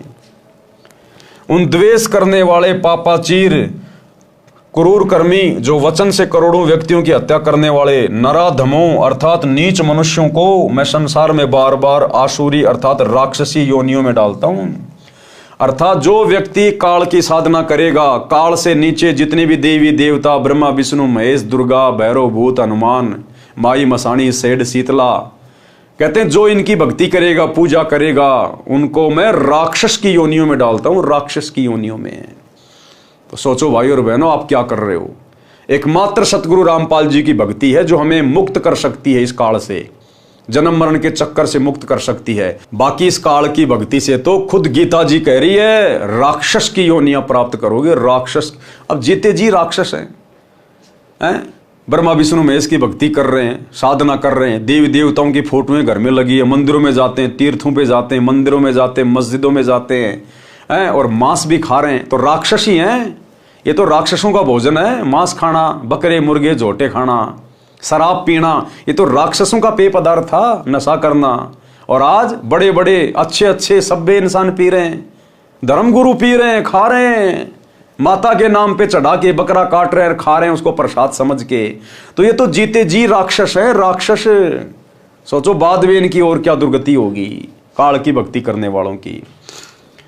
दुर्वासा कोपे तहां समझ न आई नीच, 56 करोड़ यादव कटे मची रुधिर की कीच। हे अर्जुन, वे मूर्ख मुझको न प्राप्त होकर ही जन्म जन्म में आसुरी योनियों को प्राप्त होते हैं, उससे भी अति नीच गति को प्राप्त होते हैं, अर्थात घोर नरक में गिरते हैं। गीता अध्याय 17 श्लोक 20।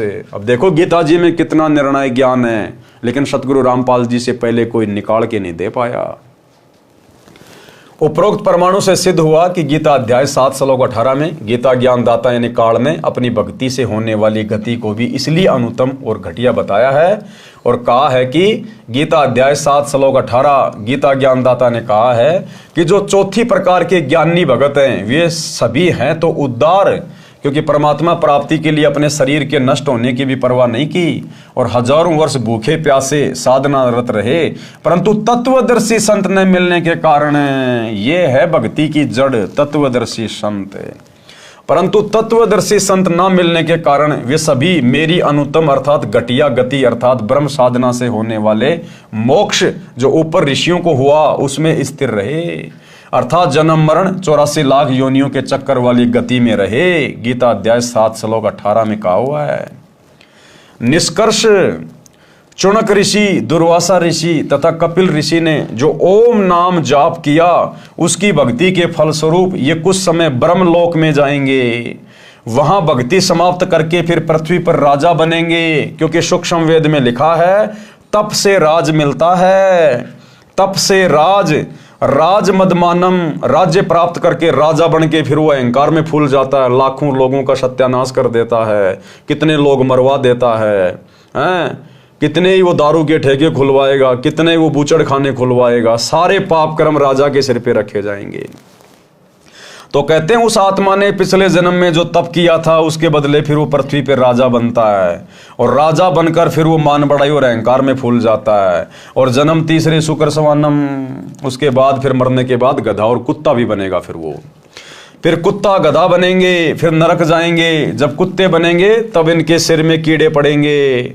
जो व्यक्ति इनके श्राप से मरे थे, चुनक ऋषि के श्राप से, दुर्वासा के श्राप से, फिर ये ऋषि जन क्या बनेंगे? कुत्ते बनेंगे फिर ये, और इनके सिर में कीड़े पड़ेंगे। वो 56 करोड़ यादव जो मरे थे वो कीड़े बन के दुर्वासा ऋषि जब कुत्ते की योनि प्राप्त करेगा उसके सिर में पड़ेंगे और अपना बदला लेंगे।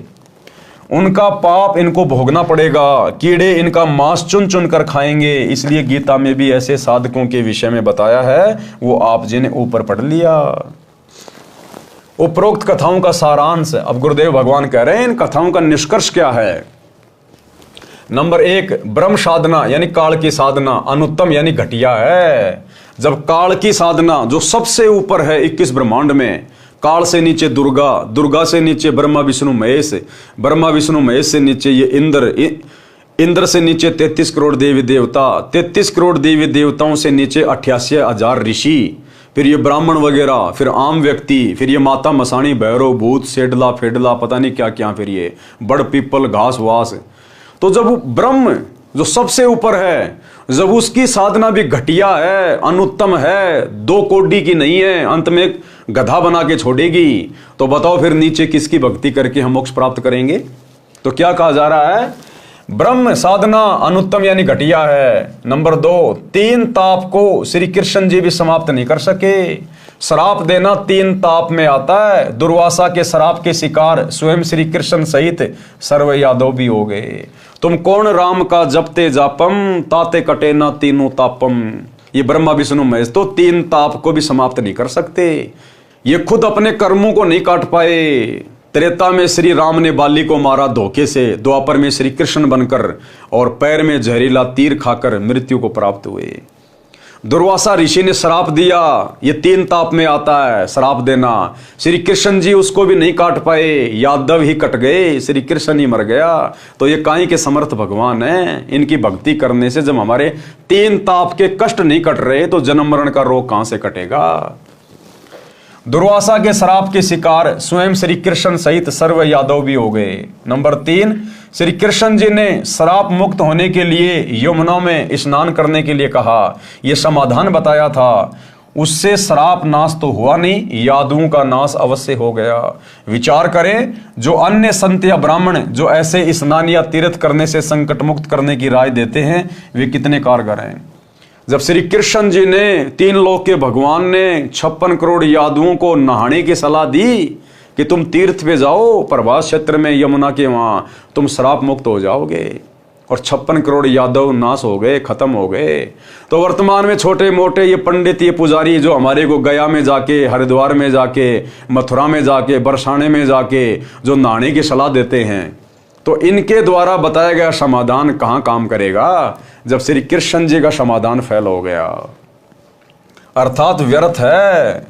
क्योंकि जब भगवान त्रिलोकीनाथ द्वारा बताए समाधान यमुना स्नान से कुछ लाभ नहीं हुआ, तो अन्य तटपुंजियों, ब्राह्मणों व गुरुओं द्वारा बताए स्नान आदि समाधान से कुछ होने वाला नहीं है। वो तो केवल पेट भरने के लिए हमें मूर्ख बना रहे हैं।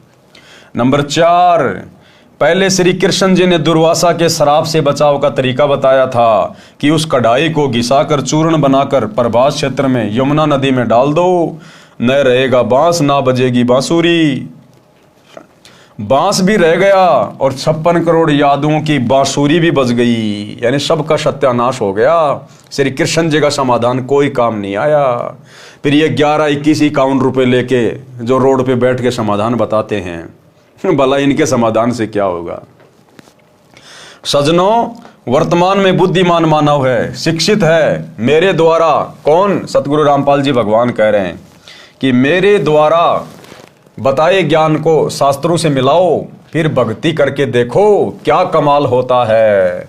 यानी तुम्हारे राम, तुम्हारे कृष्ण, ब्रह्मा विष्णु महेश, ये ब्रह्म, इसकी साधना तुम लाख जन्म कर लो और सतगुरु रामपाल जी की भक्ति एक बार 6 महीने करके देखो। 6 महीने पहले उनके सत्संग सुनो, महीना 2 महीना ध्यान से यूट्यूब पर घर बैठे, उसके बाद इनसे दीक्षा लो और 6 महीने में देखो तुम्हें क्या रिजल्ट मिलता है, क्या रिजल्ट मिलेगा तुम्हें।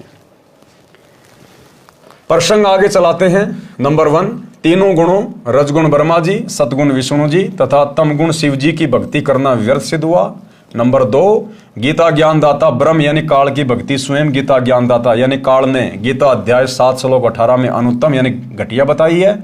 उसने गीता अध्याय 18 श्लोक 62 में उस परमेश्वर अर्थात परम अक्षर ब्रह्म की शरण में जाने को कहा है। यह भी कहा है कि उस परमेश्वर की कृपा से ही तू परम शांति तथा सनातन परम धाम को प्राप्त होगा।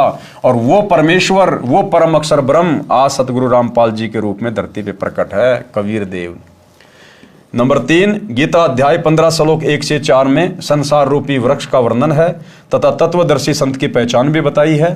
संसार रूपी वृक्ष के सब हिस्से, जड़े, मूल कौन परमेश्वर है, तना कौन प्रभु है, डार कौन प्रभु है, शाखाएं कौन कौन देवता हैं, पात्र रूप संसार बताया है। इसी अध्याय 15 श्लोक 16 में स्पष्ट किया है कि नंबर 1, क्षर पुरुष ये 21 ब्रह्मांड का प्रभु है यानी काल है। इसे ब्रह्म, काल ब्रह्म, ज्योति निरंजन भी कहा जाता है। ये नाशवान है, हम इसके लोक में रह रहे हैं, हमें इसके लोक से मुक्त होना है तथा अपने परमात्मा कबीर जी के पास सतलोक में जाना है। और परमात्मा कबीर स्वयं सतलोक से चलकर सतगुरु रामपाल जी के रूप में धरती पर आ चुके हैं। नंबर 2, अक्षर पुरुष ये 7 संग ब्रह्मांडों का प्रभु है, ये भी नाशवान है। हमने इसके 7 संग ब्रह्मांडों के क्षेत्र से होकर सतलोक जाना है, इसलिए इसका टोल टैक्स देना है, बस इससे हमारा इतना ही काम है। गीता अध्याय 15 श्लोक 17 में कहा है कि उत्तम पुरुष तु अन्य परमात्मा इति उदारते ये लोग तरम अवश्य विवर्ती अवय ईश्वर है। सरलार्थ, गीता अध्याय 15 श्लोक 16 में कहे 2 पुरुष, एक क्षर पुरुष दूसरा अक्षर पुरुष है, इन दोनों से अन्य है उत्तम पुरुष अर्थात पुरुषोत्तम। उसी को परमात्मा कहते हैं जो तीनों लोकों में प्रवेश करके सबका धारण पोषण करता है। जो तीनों लोकों में प्रवेश करके सबका धारण पोषण करता है वह वास्तव में अविनाशी परमेश्वर है, यानी वो कभी जन्म और मृत्यु में नहीं आता और ना उसकी भक्ति करने वाला फिर कभी सतलोक जाने के बाद जन्म और मृत्यु में आएगा। गीता अध्याय 15 श्लोक 17, गीता अध्याय 3 श्लोक 14 और 15 में भी स्पष्ट किया है कि सर्वगतम ब्रह्म अर्थात सर्वव्यापी परमात्मा वासुदेव जो सच्चिदानंद घन ब्रह्म है उसे वासुदेव भी कहते हैं, जिसके विषय में गीता अध्याय 7 श्लोक 19 में कहा है वही सदा यज्ञों अर्थात धार्मिक अनुष्ठानों में प्रतिष्ठित है अर्थात इष्ट रूप में पूज्य है।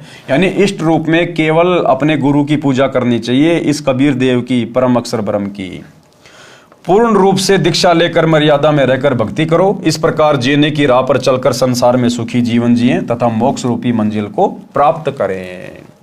तो भाइयों और बहनों, परम पूज्य परमेश्वर सतगुरु रामपाल जी भगवान के विशेष आशीर्वाद से, उनकी वीआईपी रजा से पवित्र पुस्तक जीने की राह के ऊपर वीडियो बनाने की श्रृंखला आज यहीं पर समाप्त हो जाती है।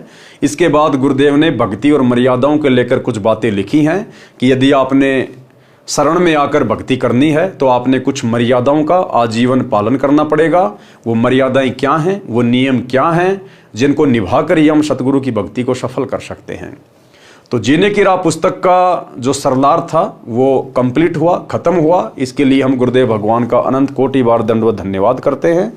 और कल के वीडियो में आपको भक्ति और मर्यादाओं के विषय में विस्तार से बताया जाएगा, समझाया जाएगा। ये मर्यादा आप और हमारे लिए भी बहुत आवश्यक हैं, जिन्होंने उपदेश ले लिया उनके लिए भी बहुत आवश्यक हैं।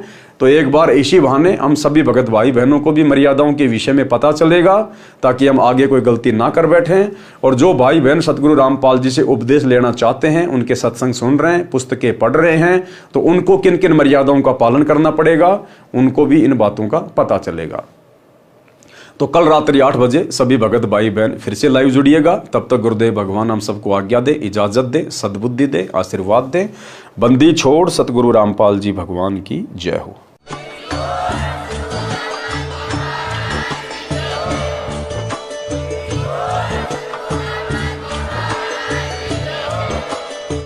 भाई जो गुरु बचन पे डट गे, कट गे फंद 84 के।